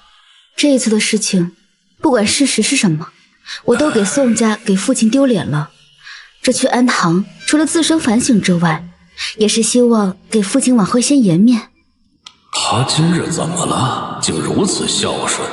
不过趁着天黑把他送走是个好办法，省得他光天化日出来丢人。去收拾东西，一会儿我派人送你去安堂。好，我这就回去收拾东西。小姐，咱们真的要去安堂吗？安堂小住那是不可能的，我只是想打着幌子，借此逃离京城而已。既然不能省力的和离，那么先离开京城，找个地方藏起来，等到失踪个1年半载，我与木修自然也就作罢了。如果可以，我也不想走这一步，毕竟外面的世界也不是那么好闯荡的。但比起江湖凶险，被木修发现我不是完璧之身的事才是最可怕的。还是逃吧。我在这盯着，你去禀告侯爷。好。侯爷，少夫人已经收拾好了，正要启程去安堂。侯爷，少夫人这是准备逃跑啊！侯爷，再这样下去不是办法。少夫人为了掩盖自己不是完璧之身之事，为了和离，连当街撕扯三公子的事情都做得出来，这以后还不一定闹出什么幺蛾子来呢。侯爷，咱还是想想办法吧。想让他乖乖回来，也不是没有办法。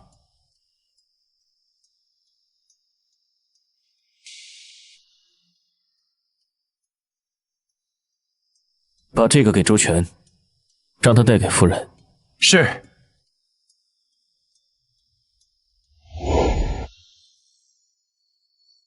少夫人，少夫人，侯爷有一件紧要的东西丢了一半，让老奴过来问问夫人，你见了没有？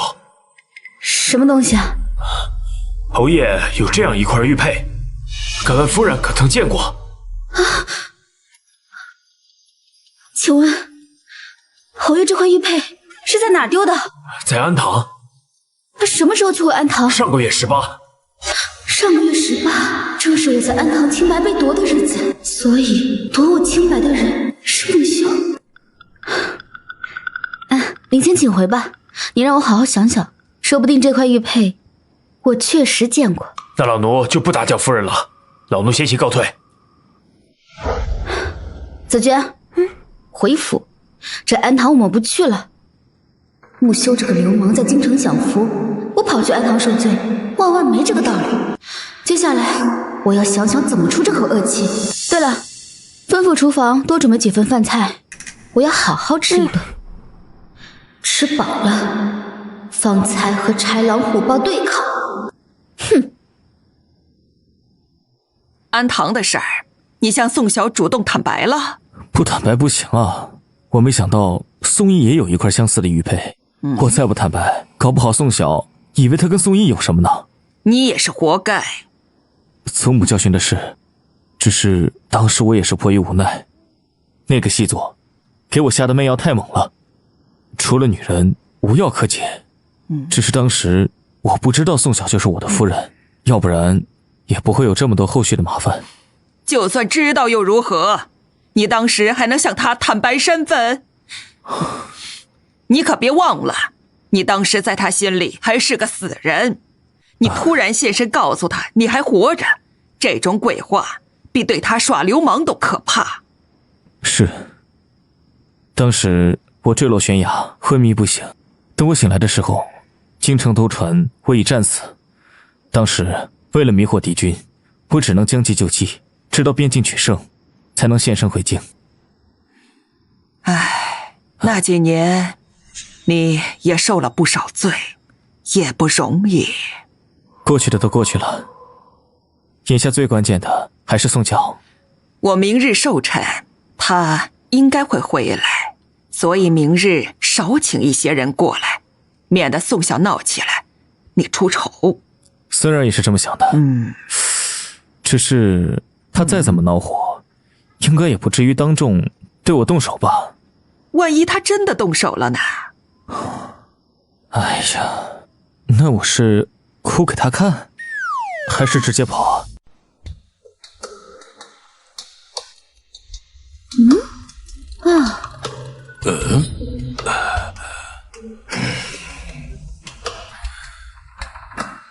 你不是要去安堂吗？怎么没去啊？因为我昨晚做了个梦，梦里佛祖托梦给我，说我这样六根不净的人去安堂是对佛主的不敬，所以我就没去了。你呀，现在把我当傻子一样在糊弄啊！父亲，您就这么不相信女儿吗？你哪一点值得我信任？父亲，您这么说，可是会破坏我们父女俩的感情的。如果不是因为有辱斯文，我真想呸他。今天呢，是穆老夫人的生辰，一会儿我们一起去侯府，去给她老人家贺寿吧。你也要回去？我不应该回去吗？你刚跟穆锦惹出那样的事来，现在回去不是招人闲话吗？我不回去就不会被人说闲话了吗？父亲，清者自清，我身正不怕影子斜。我呸！你真是有辱斯文！哎呀，闭嘴吧你！子娟，给我梳妆打扮吧。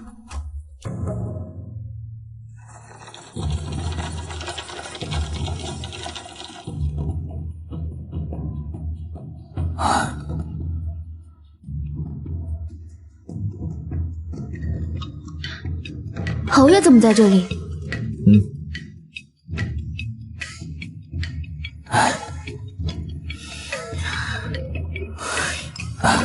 自然是在这里恭迎夫人。臭流氓，在这里装什么大尾巴狼？夫君还真是有心了。都不叫侯爷了，敢叫夫君了，跟我宣战，都是为夫应该做的。客人都到齐了，我带你见见。宋大人，宋夫人，侯爷见着少夫人太高兴了，一时失了礼数，还望二位莫要怪罪。周管家，你言重了。看到侯爷眼里啊，满满都是小小，我这当父亲的心里边高兴啊。宋大人，宋夫人，老奴带二位过去。好，请。老夫人好，好。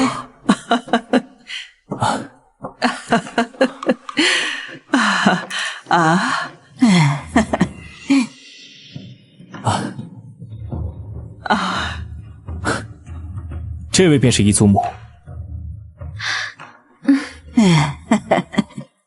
这是表弟齐轩和他的夫人傅仪。修儿真是有福气，小小多乖巧呀，小小的脸皮可是有点薄了，这可是不行。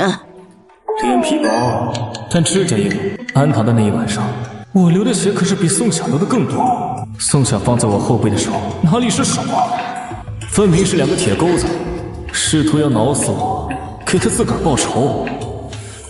来，坐，大家都坐吧。请。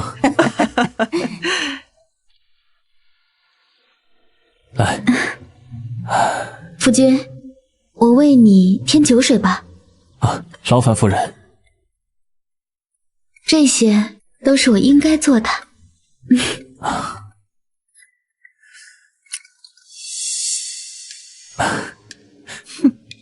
一个以夫为天、毫无主见的卑微女人。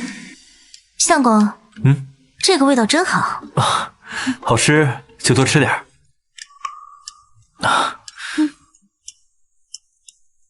来。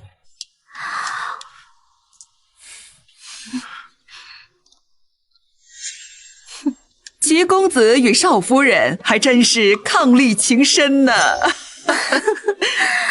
让老夫人见笑了。说句不知羞的话，我家相公确实是温柔体贴，善解人意。侯爷对少夫人也是疼爱有加，无论什么时候都护着，属实让人羡慕得很。我自己的夫人，我护着她是我该做的。衣冠禽兽，装的还真好，不就是相互恶心吗？我也会。能嫁给侯爷也是我平生最大的福气。修儿，你怎么了？可是哪里不舒服吗？没有没有，真的没有吗？可我看你的脸色好像不太好啊。只是有点热，并无不适。夫人这是何意啊？之前大夫不是说夫君伤了身体，多刺激一下对身体好吗？我这么做也是为了夫君您的身体。夫人真是有心了，我好感动啊！妾身应该做的。木修和小小这小两口的感情可真好。是啊。侯爷他这是被拿了要害吗？还是在众目睽睽之下？松手！松手？是吗？还记得在安堂的时候，我对侯爷讲过相同的话，当时侯爷是怎么做的呢？我是怎么做的？不但没松手，还下手了。夫人是要报复为夫吗？怎么能说是报复呢？未免有损咱们夫妻感情。我只不过是夫唱妇随，我也是在跟随夫君的行事作风啊。宋大人、宋夫人，今日怎么没见宋二姑娘过来？娇儿身体不适，怕过了病气给老夫人，所以没能来给老夫人祝寿。原来是这样，真是太可惜了。许久没见娇儿妹妹，我这心里呀惦记得很，本以为今天能见着。劳齐少夫人惦记，等娇儿好了，我让她上门拜访。老夫人，宋二小姐来了，在外求见。晚辈见过老夫人，祝老夫人福如东海，寿比南山。二姑娘无需多礼，快快请起。娇儿，你不是身体不适，怎么还来呀？是姐姐，姐姐说，今日是老夫人的寿宴，无论如何都要来，不然就是不懂礼数。宋二姑娘怕不是记错了吧？我怎么记得明明是我夫人说你身体不适，让你在府中好好歇息，还让我请太医去府上给你看病，怎么从宋二姑娘嘴里说出来有点不一样了？侯爷这是什么意思？是在觉得我说谎吗？这人在啊病重的时候呢，确实是会胡说八道。侯爷这样说的话，不觉得没有礼数吗？娇儿，闭嘴！父亲莫气，要不还是让侯爷找个大夫过来，再给妹妹探探脉。看妹妹的脸色，我实在担心啊。找个大夫来，我要让那宋娇探出喜脉来。少夫人她真是那不叫的狗，真凶。我叔，去请个大夫，给二姑娘探探脉。是，属下这就去。宋娇一个还未出阁的女儿家，如果被探出喜脉，那……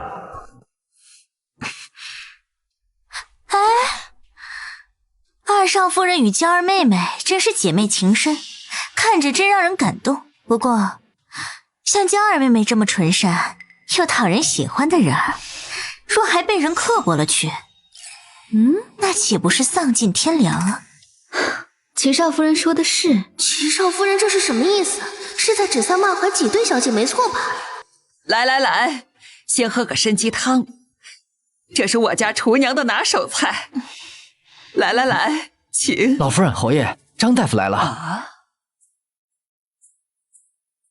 老夫人，侯爷，那劳烦张大夫给二姑娘探探脉吧。是。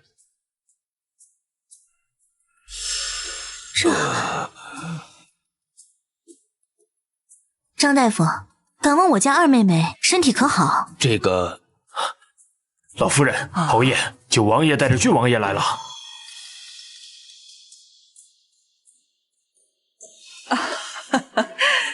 参见王爷。都起来吧，无需多礼。今日老夫人寿宴，我特地带着玉儿前来蹭杯酒喝，还望老夫人不要觉得本王冒昧才是。岂敢，请。父王，你看是娘亲，啊！娘，这些日子你都去哪儿了？我好想你啊！郡王爷，你是不是认错了？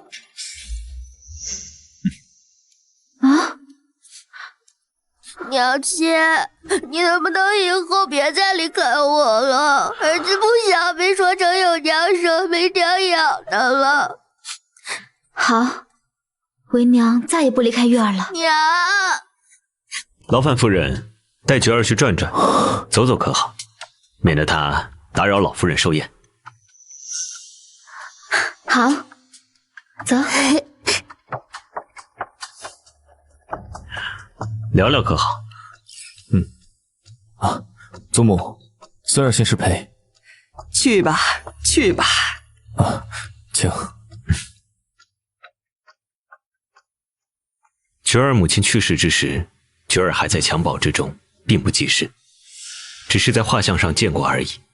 你夫人与菊儿的母亲并无相似之处，可是为何菊儿会将她视为娘？或许这就是缘分吧。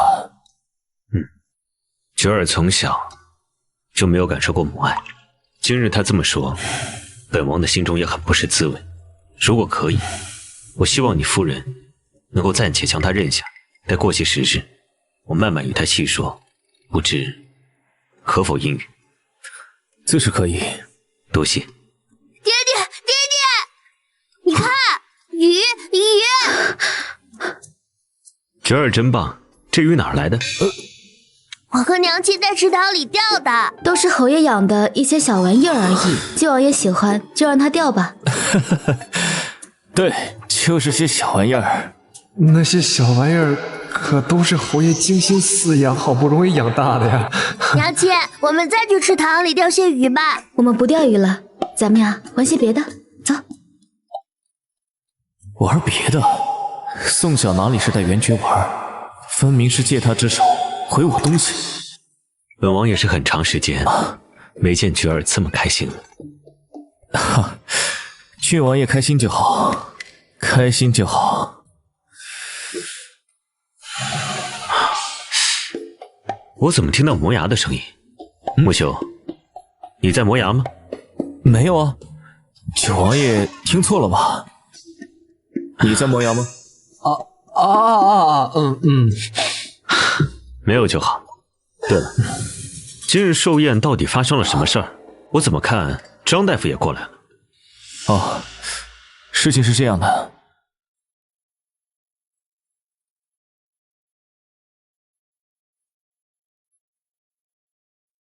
娘亲，你真厉害，你画的这小丫丫真可爱。菊儿画的也很好看啊。小姐，不得了了，不得了了！什么事情不得了了？奴婢刚刚听人说呀，九王爷做媒，把宋江许给齐大少爷做良妾了。真的？因为齐大公子还有那个傅离一直在说宋娇怎么好啊，怎么好的。九王爷听了甚是感动，说他们不做一家人，实在是人生一大憾事。既然傅离那么喜欢宋娇这个妹妹，便真的给她送妹妹去吧。九王爷，他人还挺好的。哎，小姐，咱们要不要去前面看看呀？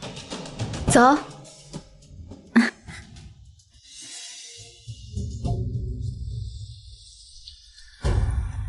夫人，你怎么来了？听说客人要走，便出来送送。妹妹，你的脸色怎么如此不好啊？难道是身体难受的更厉害了？齐少夫人，你素来与我妹妹交好，可知她这是怎么了？她怎么了？你不清楚吗？齐少夫人，不可对我娘亲无礼。娘亲，你别怕，有儿子在，没人能欺负得了你。少夫人，那人有口无心，若是有不对的地方，我代他向你赔罪。齐公子言重了。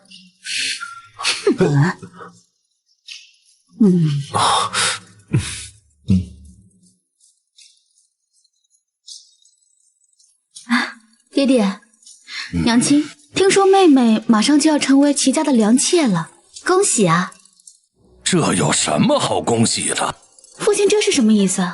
难道是对九王爷做的大媒有什么不满？你可真是个孝女，大孝女啊！都是你教出来的好女儿。哼！小小，娇儿那样的脾气，怎么能去别人家做妾呢？你能不能跟九王爷说一下？娘妾，你怎么了，娘妾？侯爷，我这突然头晕的厉害。那夫人肯定是累了，我送你回去休息。紫娟，送一下宋夫人。是。宋晓这狗东西就是故意的，就是不想帮忙。请。哪里是过寿辰，简直是渡劫呀！一个一个的在饭桌上耍不尽的心眼。老夫人说的是，特别是那个齐少夫人，真是个拎不清的人。不过这下可好了，以后宋娇继们他们可以好好的姐妹情深了。九王爷这是知道宋晓受了委屈，在给他出气呢。郡王爷一生娘，就直接给宋晓多了一个靠山，而且还是个大靠山。老夫人说的是。娇儿，娘，我不要去齐家做妾，我不要！我要去做妾的话，我这辈子在宋小面前我都抬不起头了。你现在知道抬不起头了，这事要怪就怪你自己。我不是再三交代过让你不要去国公府吗？你为什么还要去啊？是，怪我，都怪我！娘要是看着我去做妾的话，那我不如一头撞死在这儿了。你现在闹什么呀？啊！别拉他，他不是要撞墙吗？你就让他撞。老爷，你这个丢人现眼的东西，在家里丢脸还不够，还要跑到外面去显摆。你还说人家宋晓没有脑子，人家再没脑子，人家现在是侯府夫人，你呢？你聪明的很呐，你怎么把自己做成妾了？父亲现在是嫌弃我了吗？你都成妾了，我还能不能嫌弃你吗？老爷，娇儿这件事是做错了，但就算是这样，你也不能这样说他呀。我该怎么说呀？啊？说他把自己做成个妾，给我们宋家光耀门楣了吗？老爷，是我的错，都是我的错，是我叫你无风，你要怪就怪我，要罚就罚我。我只求老爷，你想想办法救救我们女儿吧。老爷，咱们从小到大捧在手心里娇养着长大的女儿，可不能去别人家做妾呀，老爷。哎呀，行了，只要你答应我一个条件，我再力保救他一次。什么条件？你说。你我和离，我力保他不入齐家为妾。父亲，你说什么？宋娇为妾，还是你我和离？哼，你自己选一个吧。怎么会这样？怎么会这样？娇儿，你爹说的是气话是不是？父亲要说的不是气话呢。娘，你该怎么选？你说我该怎么选才是最好的？你不是最疼我这个女儿吗？那就应该什么都愿意为我去做呀。所以你要我跟你父亲和离啊？娘，你是要看着我去做妾吗？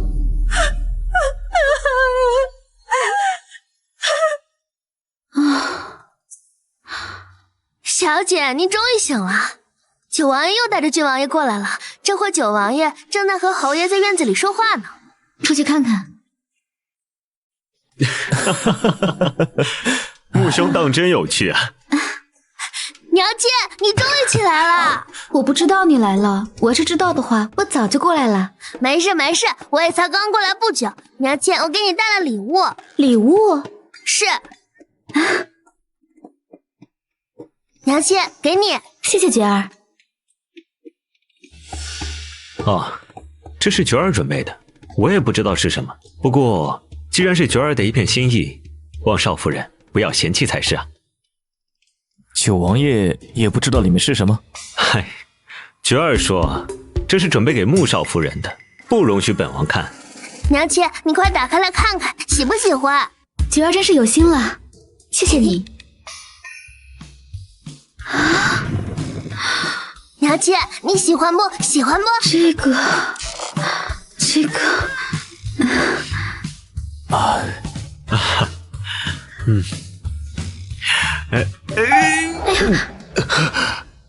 娘亲不喜欢吗？这可是爹爹平日最喜欢看的书，我看爹爹喜欢，也希望娘亲喜欢。娘亲不喜欢吗？我喜欢呀，我特别喜欢。真的吗？真的，尤其是侯爷，侯爷最喜欢看这种书了，对吧？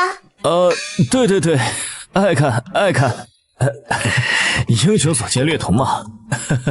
小王爷，没人进礼了，现在不止你一人丢人了。娘亲喜欢就好，之后我再送一些。府上这种书好多，爹爹最爱看了，你说对吧，爹爹？小孩子胡说八道的，穆兄穆夫人，你们不要当真啊！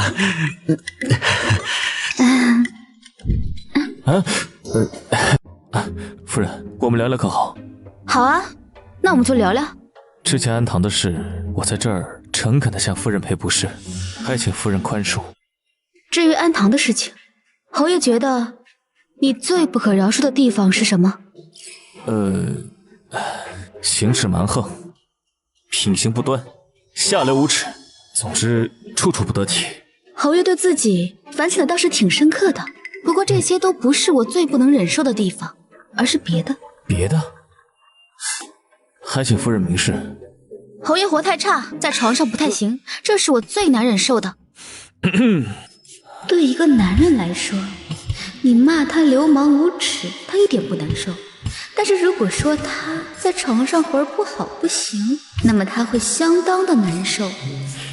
那请夫人给我一次将功补过的机会可好？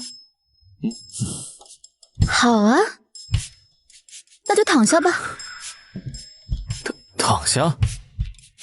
在这儿啊？躺下，让我强回来。怎么，侯爷不愿意？愿意，我自是愿意啊。那就走吧。夫人，你看，今天是我被强的黄道吉日，我要不要仔细的梳妆打扮一下？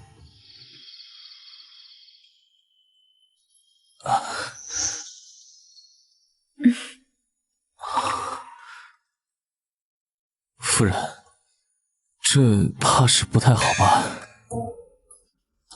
之前在安堂的时候，我可是跟侯爷说过，这样做并不好。可是侯爷并不以为然，一切都按照自己的想法行事。这现如今嘛，我也想要夫唱妇随，学着侯爷，凡事先以自己的心意为先。夫人准备的还真是齐全。这自然是因为你值得我劳心。现在我们开始吧。侯爷放心，我一定会轻轻的，绝不会弄痛侯爷的。娘亲，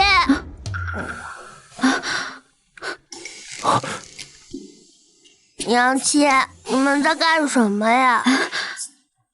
菊儿，你怎么来了？我梦到有人掐我，挺疼的，我就醒了。没事，来，娘亲带你回房间去。夫人放心，我哪儿都不去，我就在这儿乖乖等你回来继续抽我。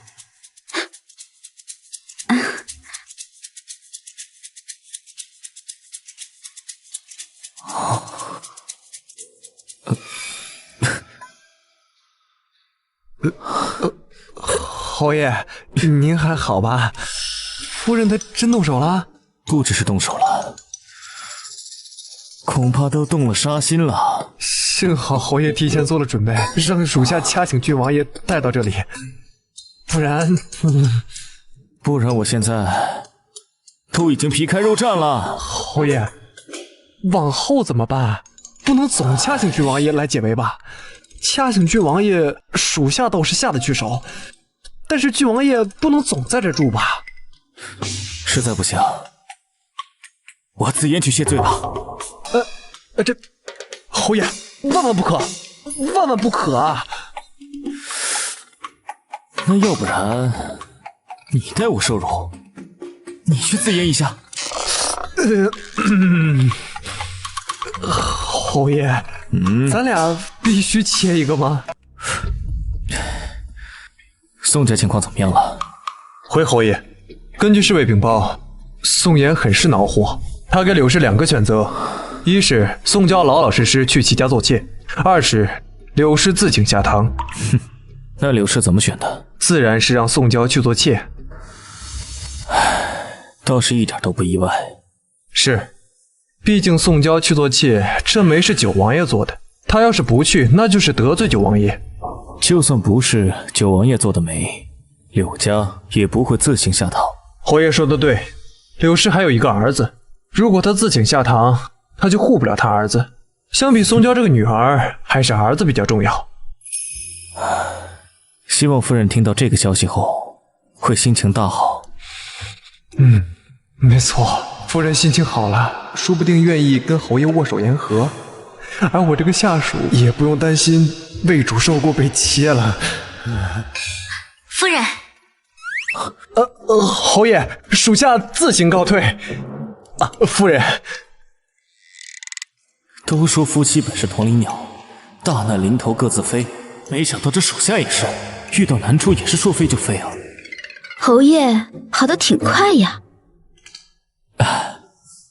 夫人，我刚才是深思了一下，我觉得对于我所犯下的这些罪过，如果你只是打我几下，太便宜我了。哦，那侯爷有什么好的建议呢？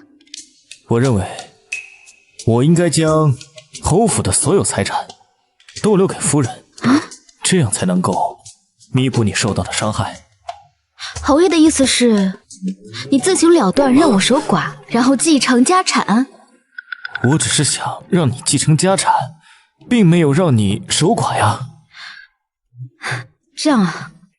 但是呢，虽然不能自行了断，但是可以答应和夫人和离。和离？此话当真？自是真的，不过呢，要等我把侯府的财产一点一点的搬到夫人的小金库之后再和离，可好？哎呀，毕竟不能让夫人既失身于我，又失了财，这些就当做给夫人的补偿吧。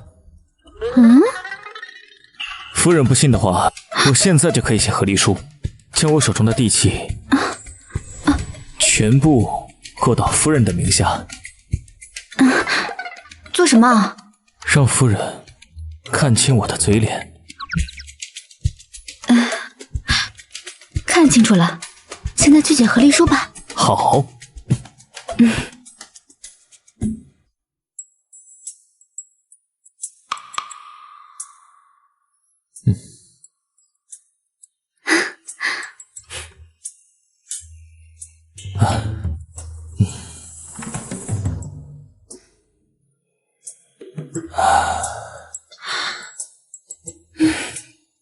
请夫人过目。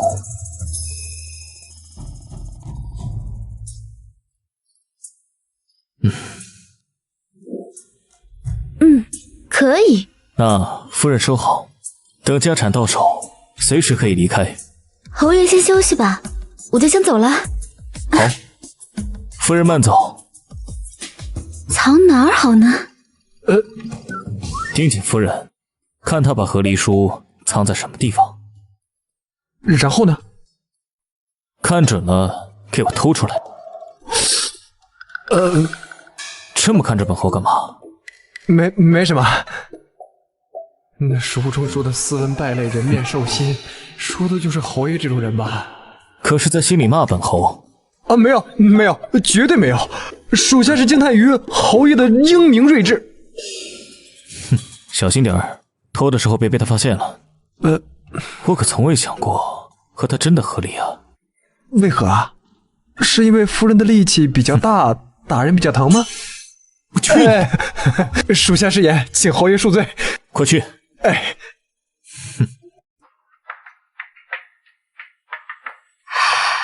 今儿早上你们宋府派人过来说，你父亲病了，希望你回去看看。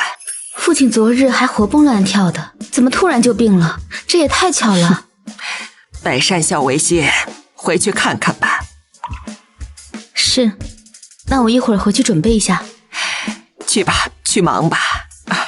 孙媳告退。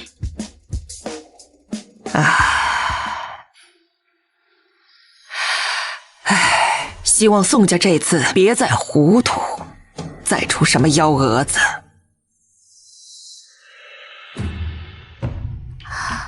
娘亲，这就是你的娘家吗？是啊，这就是我娘家。那娘亲的父亲是不是要叫外公？不用，叫他宋大人就行。嗯。哎呀，大小姐回来了，郡王爷。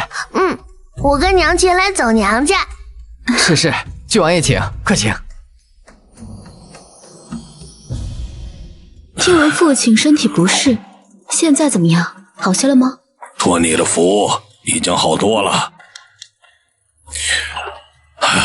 郡王爷也跟着来了。他听说我要回娘家，很是好奇，便一起跟过来看看。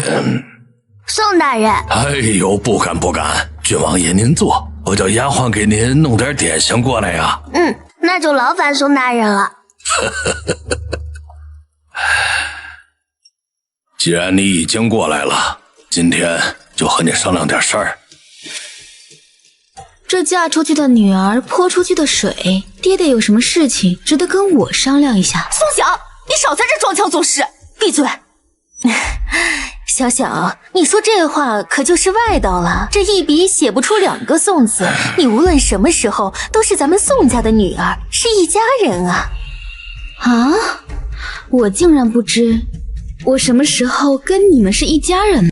宋晓，你不要在这阴阳怪气儿的，叫你来是商量事儿的，不是来吵架的。行吧，那你说吧。你跟他说。小小啊，你妹妹她无论如何都不能去齐家为妾，她若是做了妾室，你这当姐姐的脸上不是也不好看呀？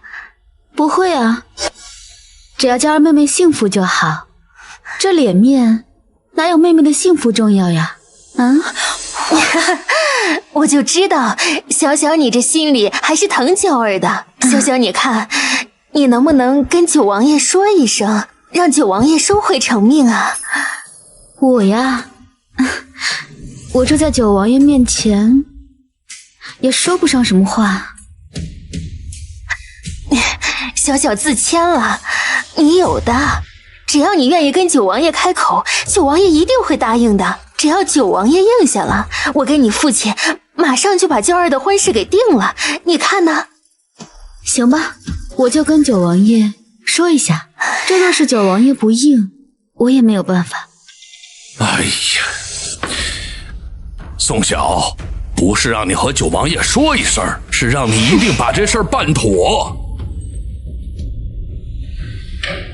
我竟不知我们宋家有这么大脸面，竟然连当朝九王爷也敢颐指气使。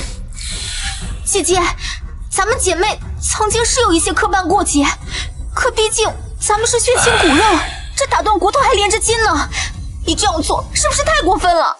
你也知道我们有过节，你知道还敢来求我？啊，你若是不说，我也就不记得了。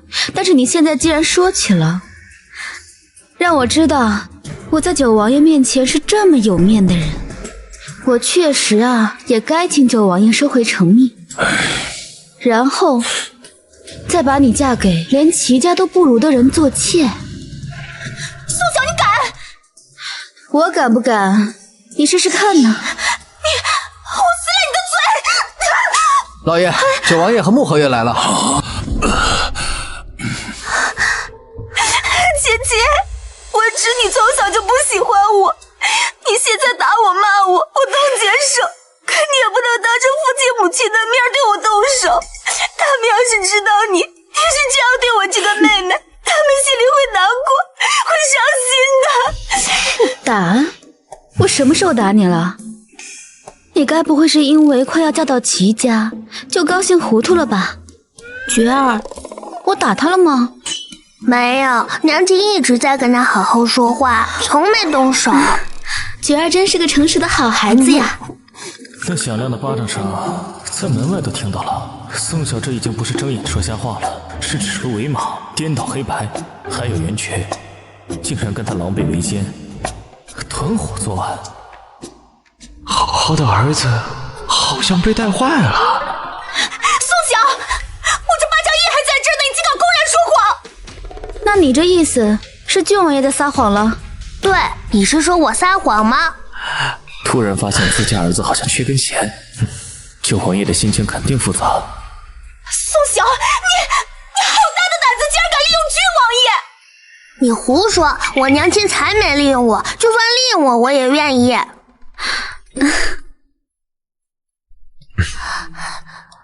父亲，你昨天说他长了一双死鱼眼，是真的，他真的长了一双死鱼眼。哎呀，他瞪大更明显了，真的跟鱼眼一模一样。九儿，菊儿，过来。父亲，如若无事的话，我便带郡王爷回去了。走，赶紧走，再不走，我这条老命都得丢了。女儿告辞了。少夫人稍等。齐少夫人。侯爷夫人，这打狗还要看主人。娇儿妹妹马上就是我们齐家的人，你这样欺负她，不只不顾念手足情谊，更是连亲情情谊也没念。齐少夫人刚也说了，这马上才是，现在还不是。况且这连日子都没有定下来，那这宋娇就还是我们宋家人，既是我宋府的女儿，还轮不到你在这里指手画脚。谁说日子没有定下来？我今日来就是为了这件事来。是吗？那这么好的日子是定在哪天？齐少夫人，这事儿不急，我们还是慢慢来，不急不急啊。宋夫人，这媒是九王爷定的，我们齐家很是欢喜，就盼着娇儿妹妹能早日入府。我们商量了一下，准备明日就迎娇儿妹妹入府。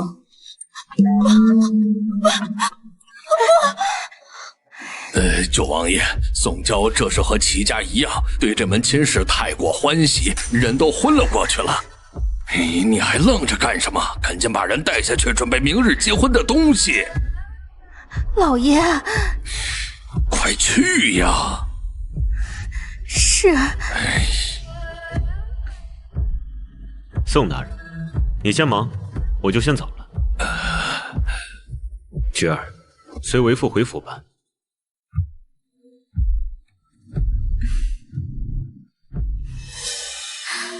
宋大人，明日齐家就会派轿子来接宋二姑娘入府，请二姑娘做好准备。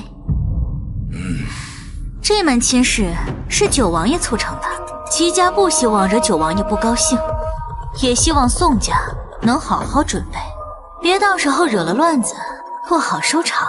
还轮不到你们教。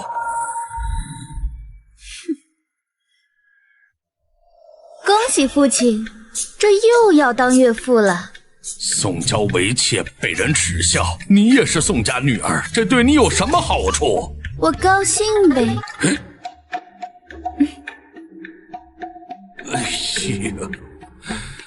呀，夫人回一趟娘家，不仅岳父大人的病好了，连二姑娘的好日子都定下了。不得不说，夫人真是宋家的福星啊！你是在挤兑我吗？不是挤兑你，我这是在恭维夫人。我可没看出来。没看出来，那说明我做的还不够好，以后我多努力。有一件事，我得跟你说清楚，让你心里有个数。说吧。前些日子，木槿给柳月儿去了封信，要与她退亲，但柳月儿怀上了木槿的孩子，情绪很是激动。这与我有什么关系？跟夫人是没什么关系，就怕柳月儿不这么想。你的意思是？据侍卫禀报，这柳月儿从柳家跑了出去，现在不知所踪。我已经派人去找了，还没找到。这柳月儿性情冲动，若你不慎遇到了她，记得躲着点，千万不要跟他有正面冲突。我知道了。我还要去军营一趟，就先下去了。不同夫人一路回去了。侯爷自便。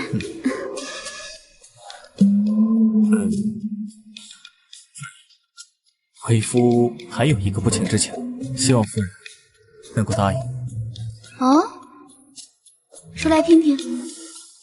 能否给为夫一些碎银子，让为夫傍个身啊？没有。夫人。侯爷，你看我这指甲如何？这个抓在身上肯定很疼。它不仅抓在身上疼，还能把脸抓花。侯爷要试试吗？不用了。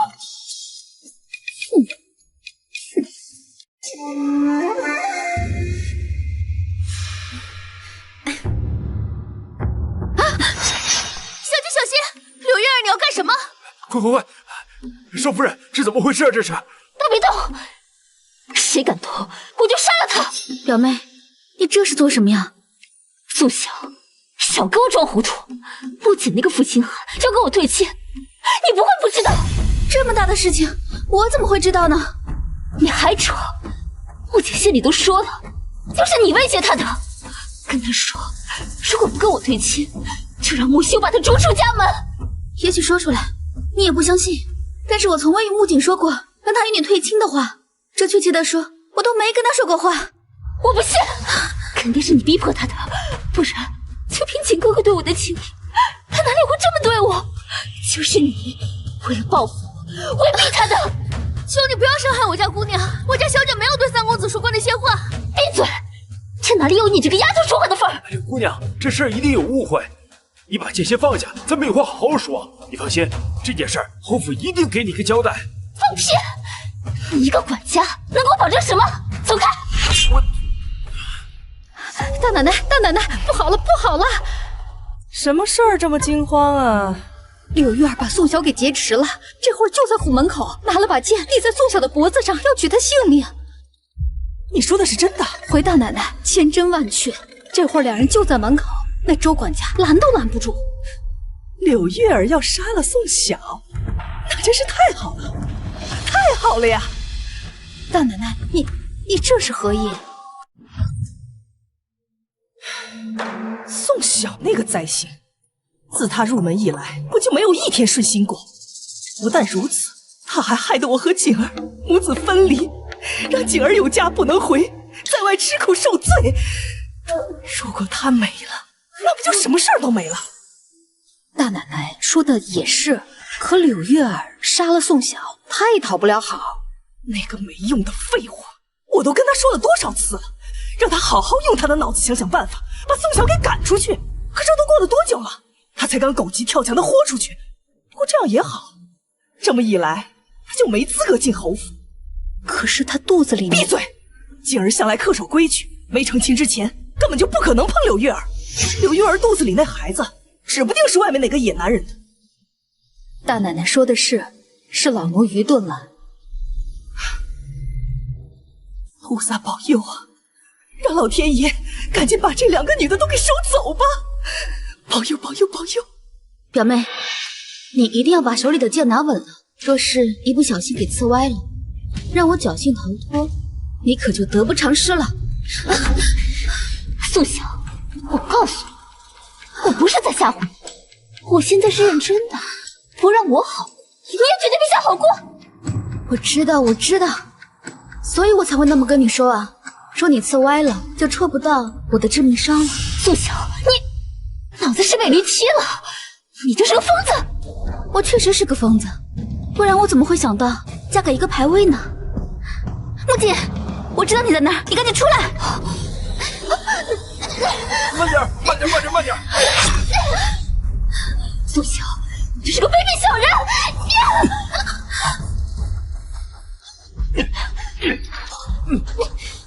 除了胳膊，还有哪里伤着？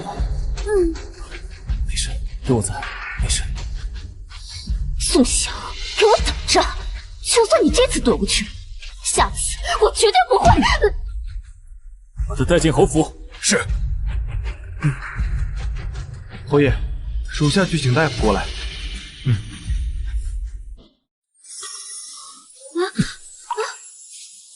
小姐，你是不是疼得很厉害？我还好，不怎么疼，倒是侯爷抱得不太舒服。抱得不舒服？侯爷，你要不让我自己下来走吧？不舒服也先忍着。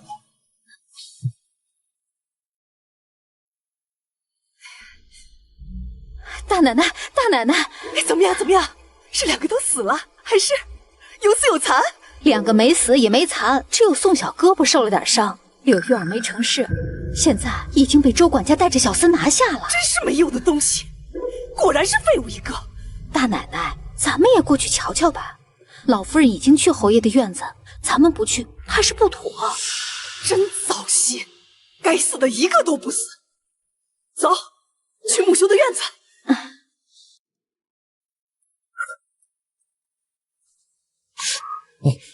小心点，都碰到伤口了。是，我一定小心。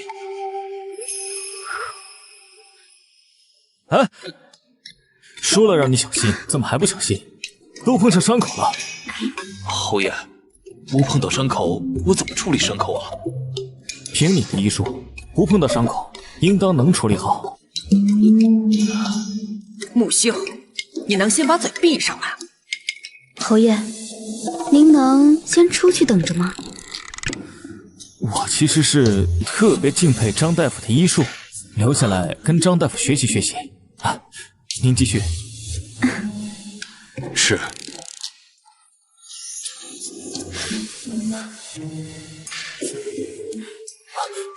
哎呀！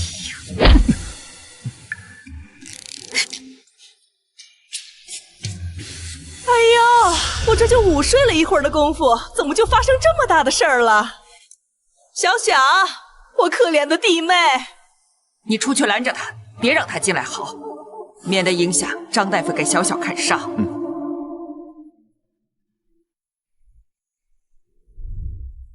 侯爷，我听说小小受伤了，他怎么样？我看看严重不？还好，还需静养，不便打扰。堂嫂，还是先回去吧。你说怎么会发生这种事呢？侯爷，那对于柳玉儿这个毒妇，打算如何处置？还是麻烦堂嫂去柳家送下聘礼，让木槿3日后迎娶柳月儿。什么？木修，你是不是脑子糊涂了？像柳玉儿这种心思歹毒的女人，怎么能进我们侯府的大门？那依堂嫂之见，该如何是好？那自然是马上送往官府。像她这种公然在侯府门口劫持刺杀侯夫人，这一条砍了她的头都不为过。是吗？当然了，木修，宋晓可是你的正妻，她现在被柳玉儿这么欺负，我作为堂嫂我都看不下去了。你身为她的夫君，你怎能轻易的饶了柳玉儿呢？你这样做，宋晓她该有多委屈啊！我并不觉得委屈啊。身上还有伤，怎么出来了？张大夫已经看了，那皮外伤不碍事的。堂嫂，我倒是十分赞同侯爷说的话，玉儿表妹只是一时冲动，心底并不坏。况且她肚子里还怀着穆家的骨肉，咱们理应负起这个责任，让三公子迎娶柳玉儿入侯府啊！他都差点要了你的性命了，这还不坏？表妹只是心直口快，我作为她的表姐，作为她肚子里未出生孩子的姨母，怎么可能会怪她？那也不行，不能让景儿。我已经让人把木槿接回来了，算算时间，应该也快到家了。堂嫂还是回去跟木槿商量一下。景儿快回来了。走。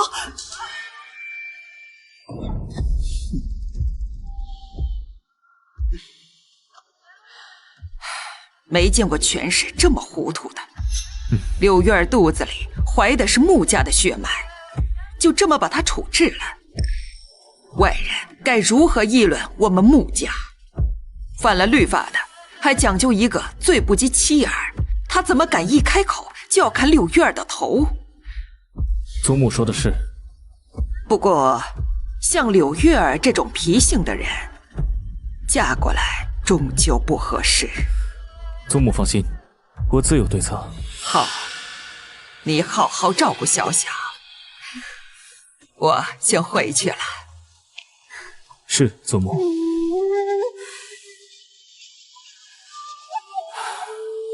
走了。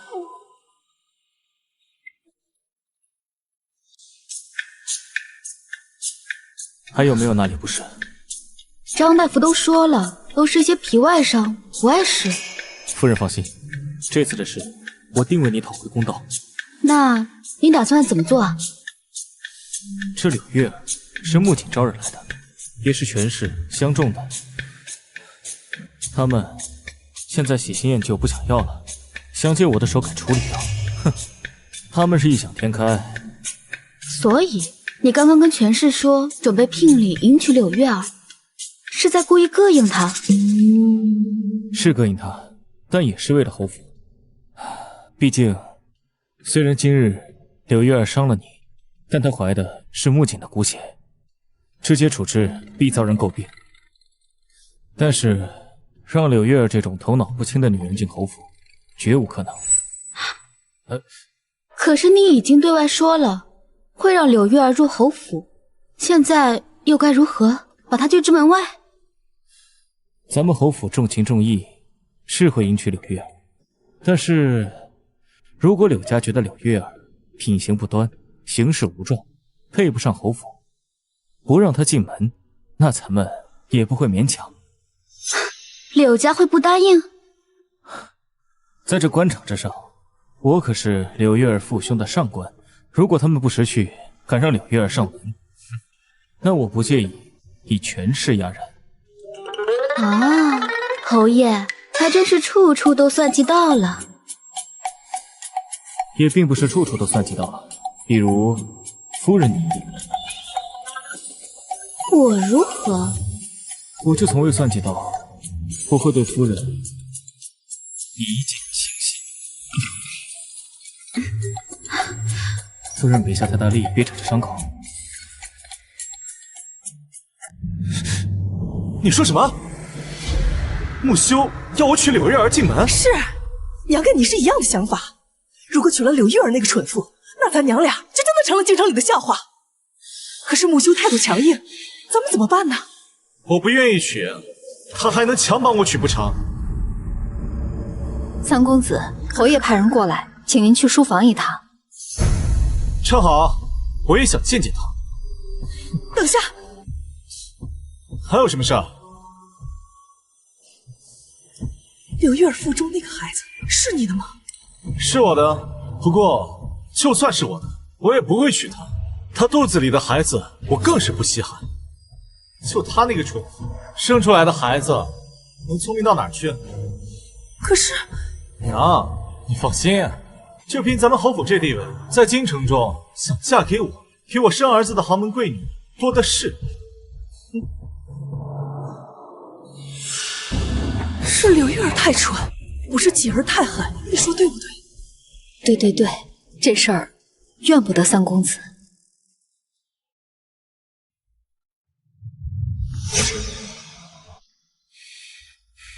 叔父，把东西给他。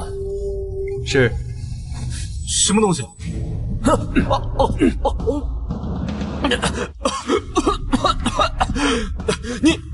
你给我吃的什么？不用害怕，不会要你的命，只是让你不能行事，等同太监。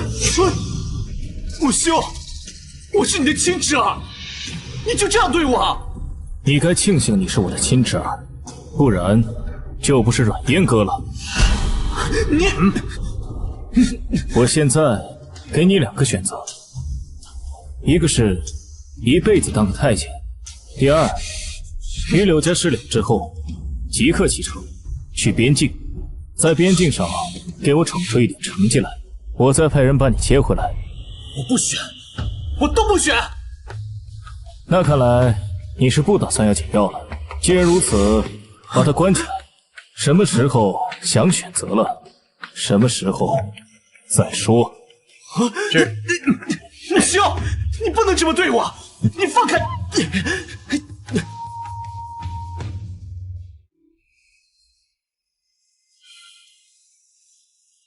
侯爷，三公子关起来了，全夫人的院子也已派人守着。侯爷，属下有个问题，不知道当问不当问。那就别问了。属下还是问问。侯爷，您把三公子派到边境那么远，是真的想锻炼他，还是纯粹看他不顺眼？你觉得呢？属下猜就是纯粹看他不顺眼，因为夫人喜欢过三公子，只是侯爷狠不下心怪夫人，只能可劲儿收拾三公子。恭喜你，猜对了，去领罚吧。啊，是，属下这就去。放猜主子的心思，这就是大不敬，自然该罚。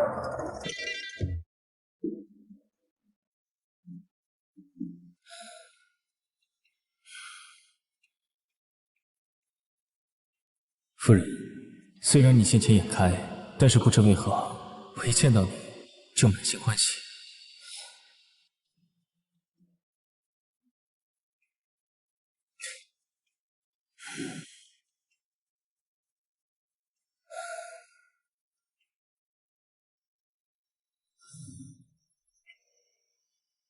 夫人，你何时才能原谅我初见时的失礼？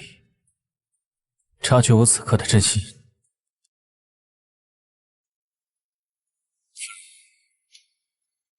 你何时才能原谅我初见时的失礼？察觉我此刻的真心相待呢？木修在弥补，感觉得到，而我对他的芥蒂好像也在一点一点的消散。小姐，你醒了，伤口还疼不疼？肚子饿不饿？还好。那就好，那就好。侯爷去上朝了，他走之前再三的吩咐奴婢，一定要照顾好您。是吗？这次小姐受伤，侯爷可担心坏了。奴婢能看出来，他是真的在乎您。哎，对了，侯爷在您走之前啊，再三的嘱咐奴婢，一定要把这个交给您，说您见到他，病能好了一大半。什么东西能让我病好一大半？哇，这是真的吗？哎，小姐，小心牙。是真的。侯爷送的，难道还有假？夫人，你醒了吗？小姐，好像是丁嬷嬷，奴婢去迎一下她。夫人，您好些了吗？已经好多了。那可太好了。嬷嬷，可是有什么话要说？是这样的，您受伤的事情，太后她老人家知道了。太后担心您跟侯爷身边缺人照顾，就让富家三小姐，也就是傅离的庶妹过来了。这所谓的照顾，是以什么名义啊？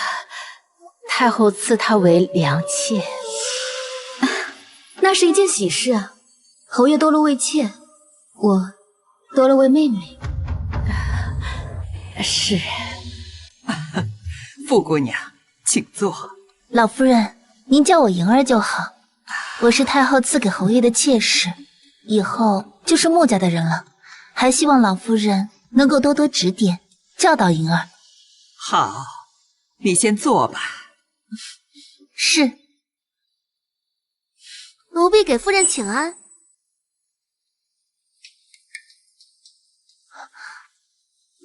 婢妾莹儿给姐姐请安，姐姐万福。妹妹快起来，我们都是一家人，不必行此虚礼。谢姐姐。一直都听说傅莹妹妹秀外慧中，善解人意，温柔体贴，没曾想日后真的会成为一家人。太后她老人家还是心疼我和侯爷的。姐姐过誉了，婢妾愧不敢当。有什么不敢当的？我说的是实话。祖母，那我就先带傅莹妹妹回我和侯爷院里，先熟悉熟悉环境，再顺便给她布置下房间。好，去吧。走吧，妹妹。太后赐予的良妾，宋晓欢欢喜喜的应下，做的是极好的。老夫人说的是，少夫人是知道轻重的。她是个懂事的，但是不是太过欢喜了点儿？看她笑的，感觉这妾室不是给木修纳的，而是给她纳的。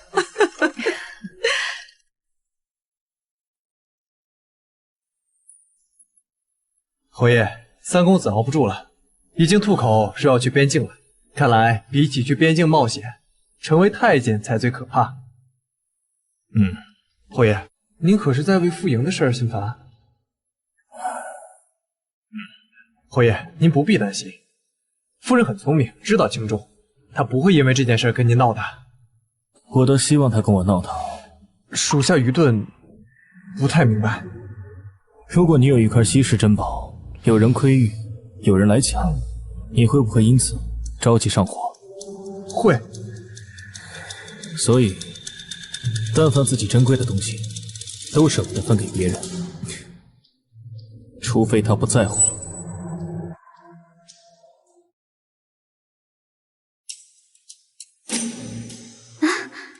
侯爷，你回来了。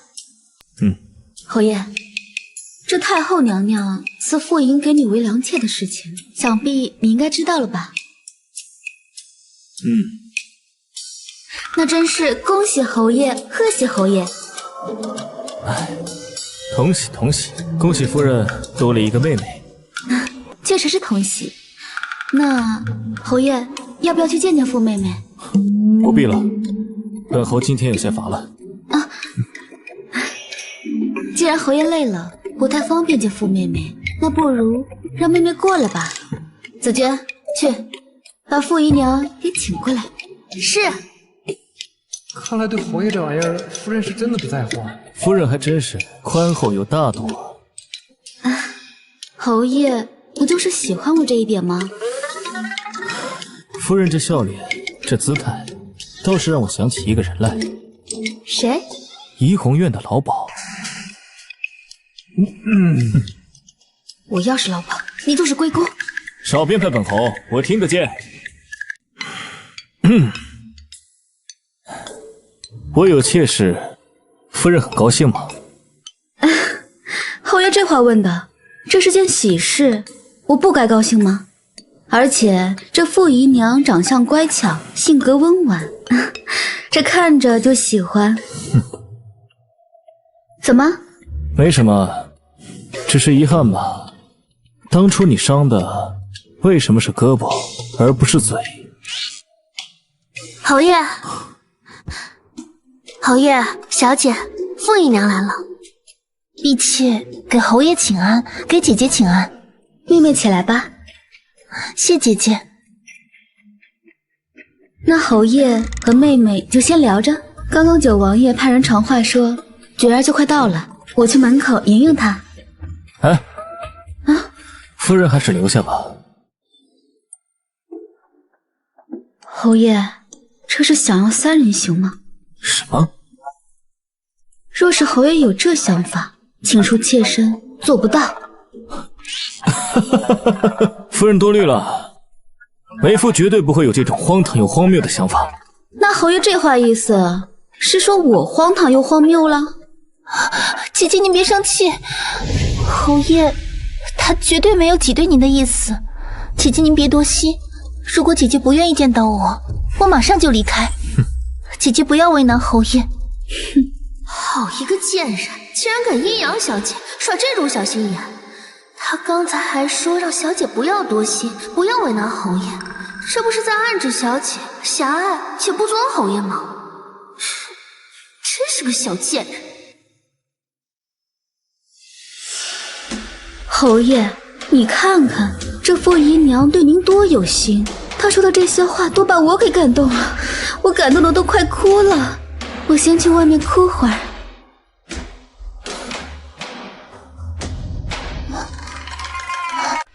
侯爷，婢妾是不是说错话了，惹姐姐不高兴了？没有，你说的很好。真的吗？对，起来吧。谢侯爷。侯爷在外忙了一天，一定累了吧？婢妾给你捏捏肩，可好？哎，今夜洞房花烛，有的是时间，请傅姨娘先回去歇息。是，婢妾一定早早的准备好，恭候侯爷。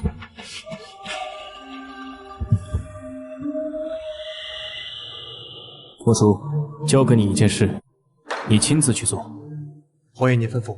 你今天晚上。侯爷放心，属下一定完成任务。看来太后对我很是不满了，都开始无所不用其极了，连送个妾过来膈应人的事儿都能做得出来。小姐真好看，侯爷看了可移不开眼了。你说以我这样的样貌与宋小比起来，谁更好一点？这还用说吗？自然是小姐你。那宋晓尖嘴猴腮的，一脸刻薄短命相，哪里像小姐满脸的福相，所以才会被太后娘娘一眼相中。你呀，就你嘴甜。奴才给侯爷请安。侯爷来了，快看看我有什么不妥。没有，小姐处处都好看的紧。咱们赶紧去迎侯爷吧，别让侯爷久等了。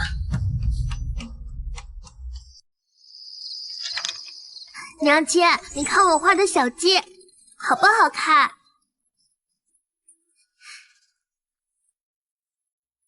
好看，像真的一样。那我再画几个。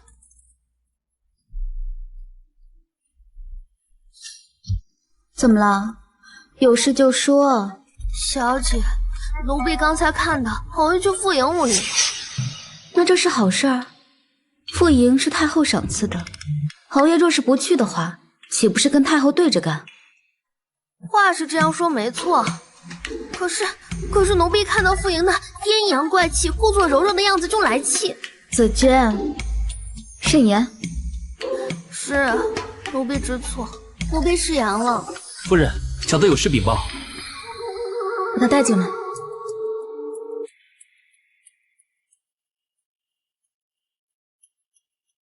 什么事啊？侯爷请您去一趟傅姨娘的院子。我去那儿做什么？是不是那贱蹄子又想对小姐做什么呀？回夫人，侯爷只吩咐小的请您过去，别的没说。好吧，姐儿，要不要出去转转？要。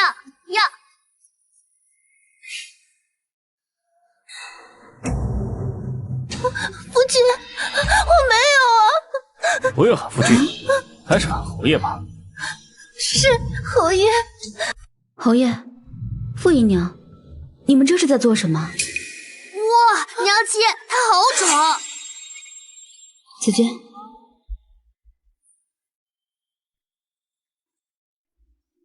傅姨娘，你这是怎么了？我变成现在这样，你不是最清楚的吗？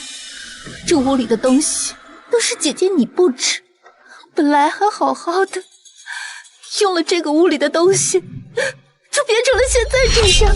我知道姐姐想要独占侯爷，不想让我分得侯爷的宠爱。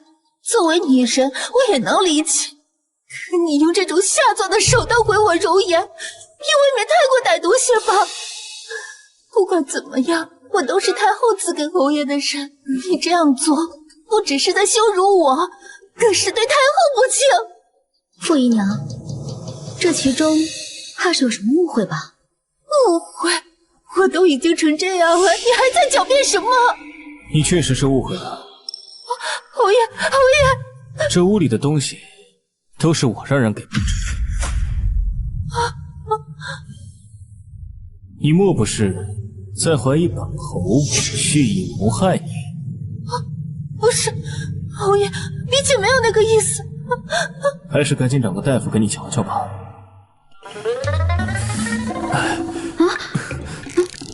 头疼，夫人，快扶我回去休息。好。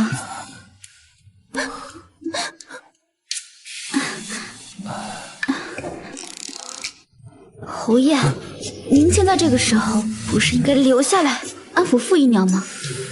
本侯一心有所属，没有心思安慰别的女人。她她怎么能算是别的女人？她可是你的姨娘啊！小没良心的！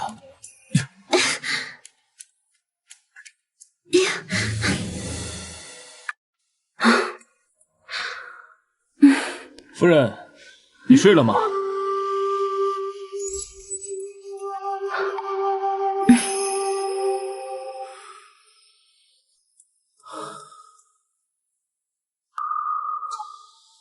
夫人，我知道你对安堂的事心有芥蒂，对我不喜，想与我和离。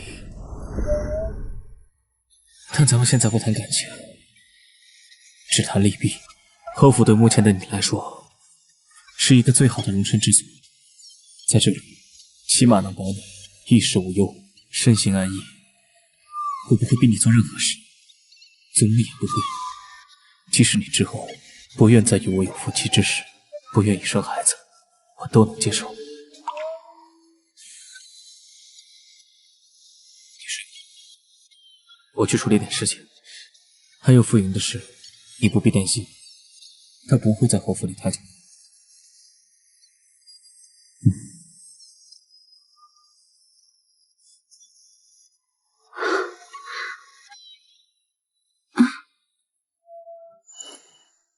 穆修说的不错，我跟宋家几乎已经决裂了，回不去了。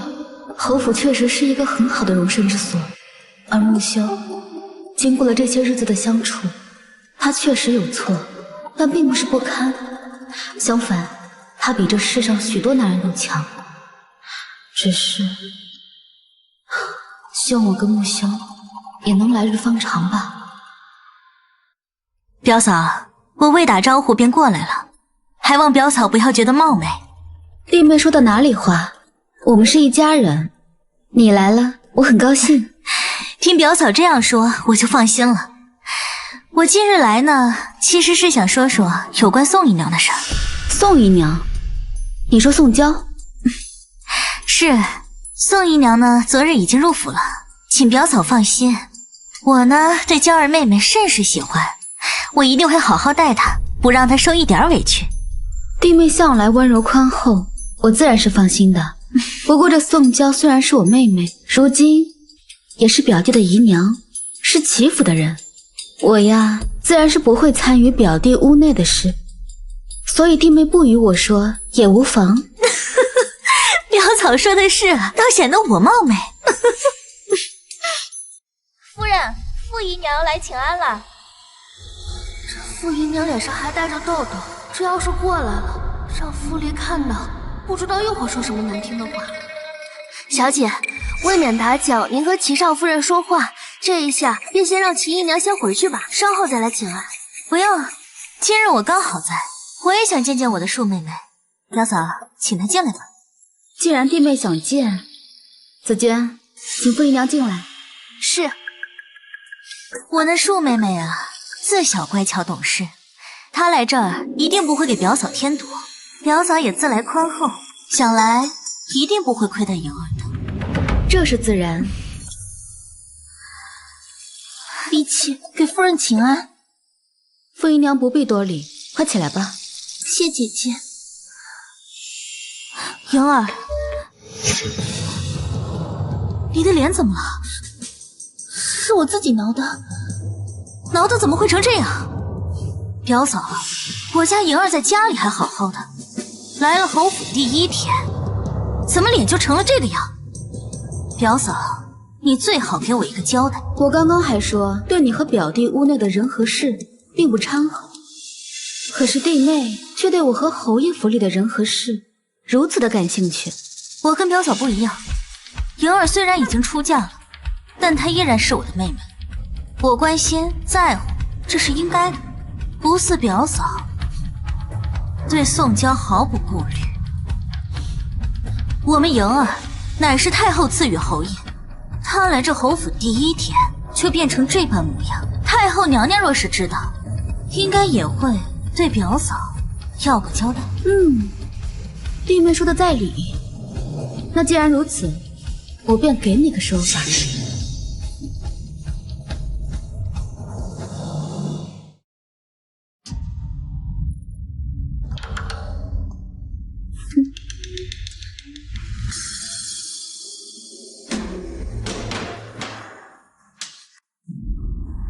这上面的东西，如果你不相信的话，大可以去找你的母亲求证一下。如若问完之后，弟妹还想要一个交代，我便让王爷查明所有的真相，届时给你一个交代。宋晓，威胁我？就是威胁你。好，咱们走着瞧。傅姨娘如果觉得委屈，便可以跟着你姐姐一起回傅家诉说一声。可是婢妾想送一送姐姐，还请姐姐成全。去吧。小姐，那封信里有什么呀？傅离脸色都变了。那是侯爷今天早上留下来的，上面写的是傅夫人给傅莹下了绝子散一事。这事要是传出去，她脸上更没光。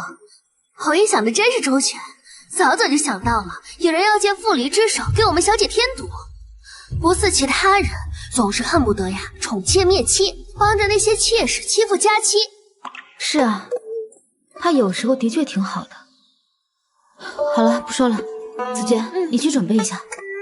今天是我母亲的忌日，我打算好好祭拜一下。好。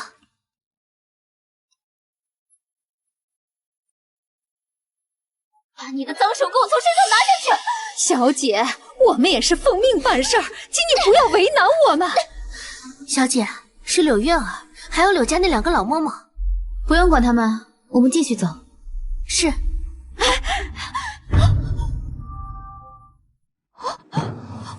妹，请你救我一次好不好？我爹和我娘都疯了，他们说什么也不同意我嫁到侯府，要把我送去庄子上。我不能去，我就全毁了。既然是舅父舅母让你做的，我这个做晚辈的实在是不好干预。天色不早了，你们还是赶紧将他送回去。若是路上因为什么事耽搁，你们可担不了这个责。是，马上将他带走。宋晓，这次不救，会有报应的。宋晓，走上！保护小姐，保护小姐！来得好，来得好！老天开眼了！宋晓，报应来了，来了！你们是什么人？你们要做什么？你要敢动我们小姐一分，我们家侯爷不会放过你们的！哼，是吗？那就让我们瞧瞧穆侯是怎么不会让我们过得去的！给我上！小姐，你别担心，只要有奴婢在，奴婢不会让别人伤你一分的。侯爷回来了。小心子娟！小姐，你别怪奴婢，奴婢也是被逼无奈。哼，你怎么样？失信！侯爷！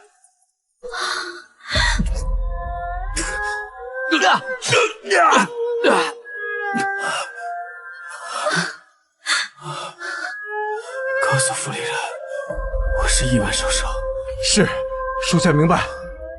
夫人，现在算不算将功赎罪？不行，不行！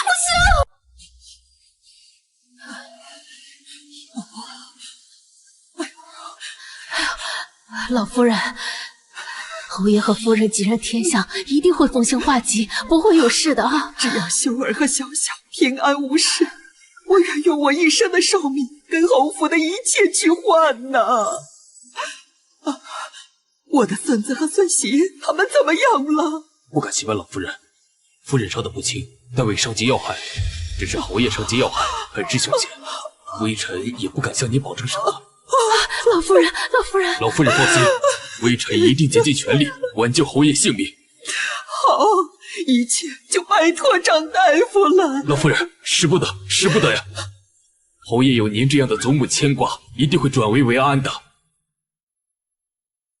活该，活该，那都是活该！让他们这么欺负锦儿，这就是他们作恶的报应。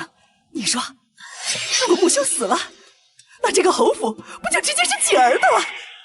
大奶奶，小心隔墙有耳。怕什么？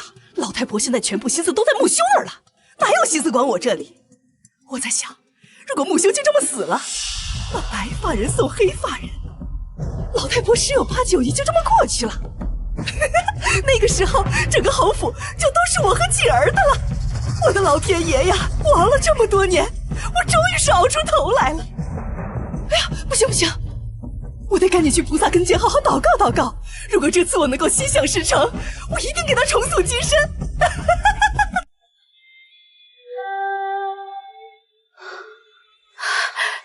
夫人，你可醒了？你感觉怎么样啊？可还难受的厉害？木修呢？他怎么样了？侯爷他还没醒呢。他现在在哪儿？他就在里间。我过去。夫人，慢些。怎么瘦成这个样子？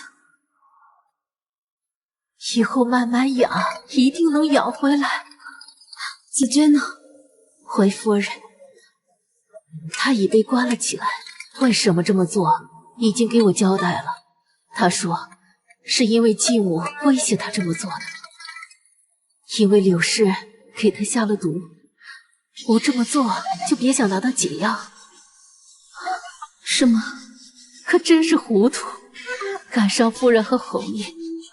就算是他真的得到解药，也没那个命吃了。嬷嬷，你先出去吧，我想跟他说会儿话。好。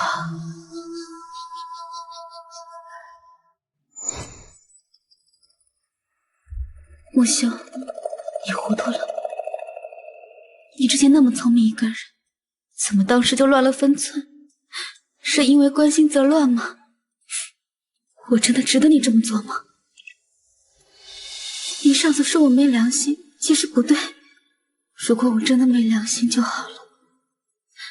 至少现在不会心痛，也不会有所遗憾。早知今日，我一定早早放下心情，和你好好的过日子，就不至于弄成今天这样的局面。木修，你醒过来好不好？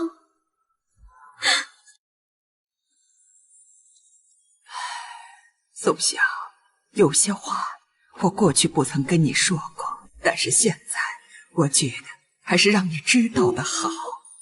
祖母，您请说。木修是武家，有时候是要上战场的。木修曾对我说，如果将来有一日他再奔赴战场，若能荣誉归来，自然是最好。如果有一天战死沙场，他说让我给你一纸和离书，收你为孙女，这样你可以再嫁，而侯府还是你的倚仗。祖母，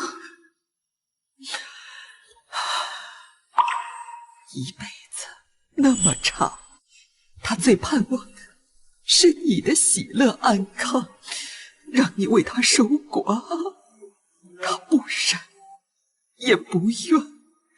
如果这次木修有个后代的话，你……祖母，他会醒过来的。就算他没有，我也还是他的妻。反正这辈子都是死，生是如此，死亦是。小小，能遇上他，是我这辈子最大的福气。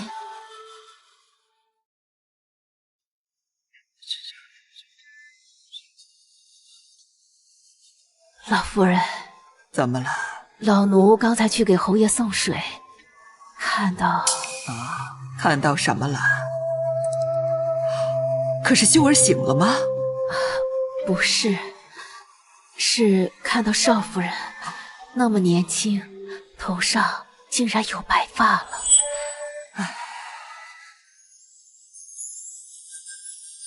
夫君，已经30天了。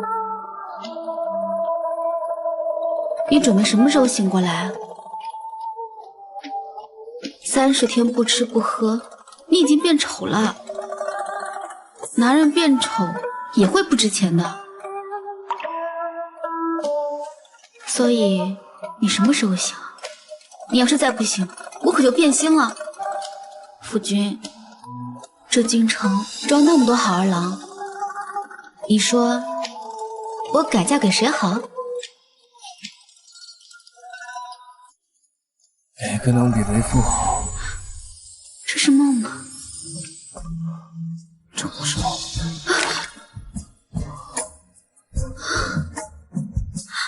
不休，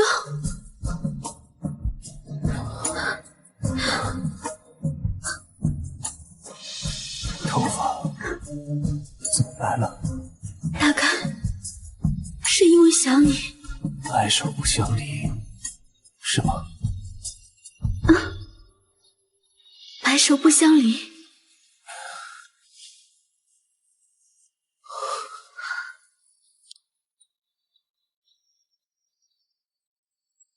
张大夫说，已经找到了白发变黑的秘方，等他配好药送过来。不喝药也没关系，夫君的病好了，我这几根白发也会渐渐变黑的。什么时候才能变黑啊？看着心疼。怎么了？之前夫君心疼的时候，可是会掉银子出来的，怎么这一次不见掉了呢？唉，家产都给你了，为何想掉都没得掉？哼！不过你放心，等过几日，我去抄个奸臣的家。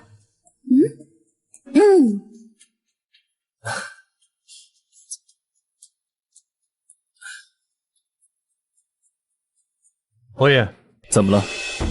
紫娟和柳氏都死了，2个人在死牢被关在一起，相互折磨了1个月，终于熬不住。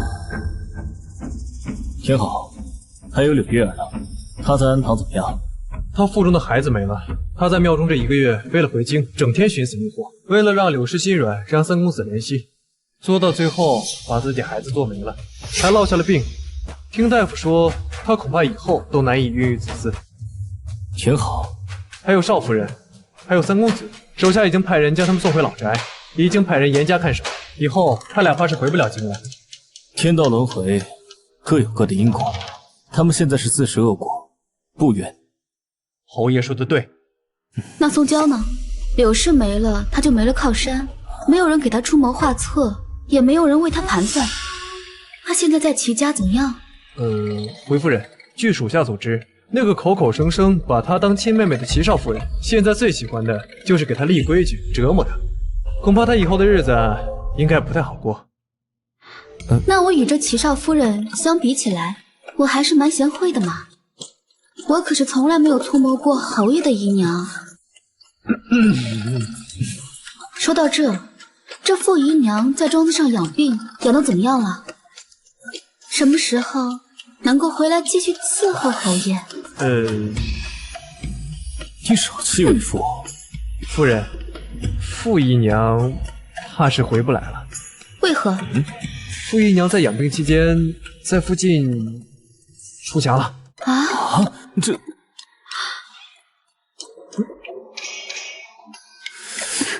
这侯爷绿了。我绿了，总比你头发白了好。行了，现在去祖母那儿。祖母说她去观音山算了一卦，我们俩这辈子能有2儿2女。只有2儿2女吗？我怎么算？我有3儿3女，难道我还会再嫁？放屁！你凶我！啊！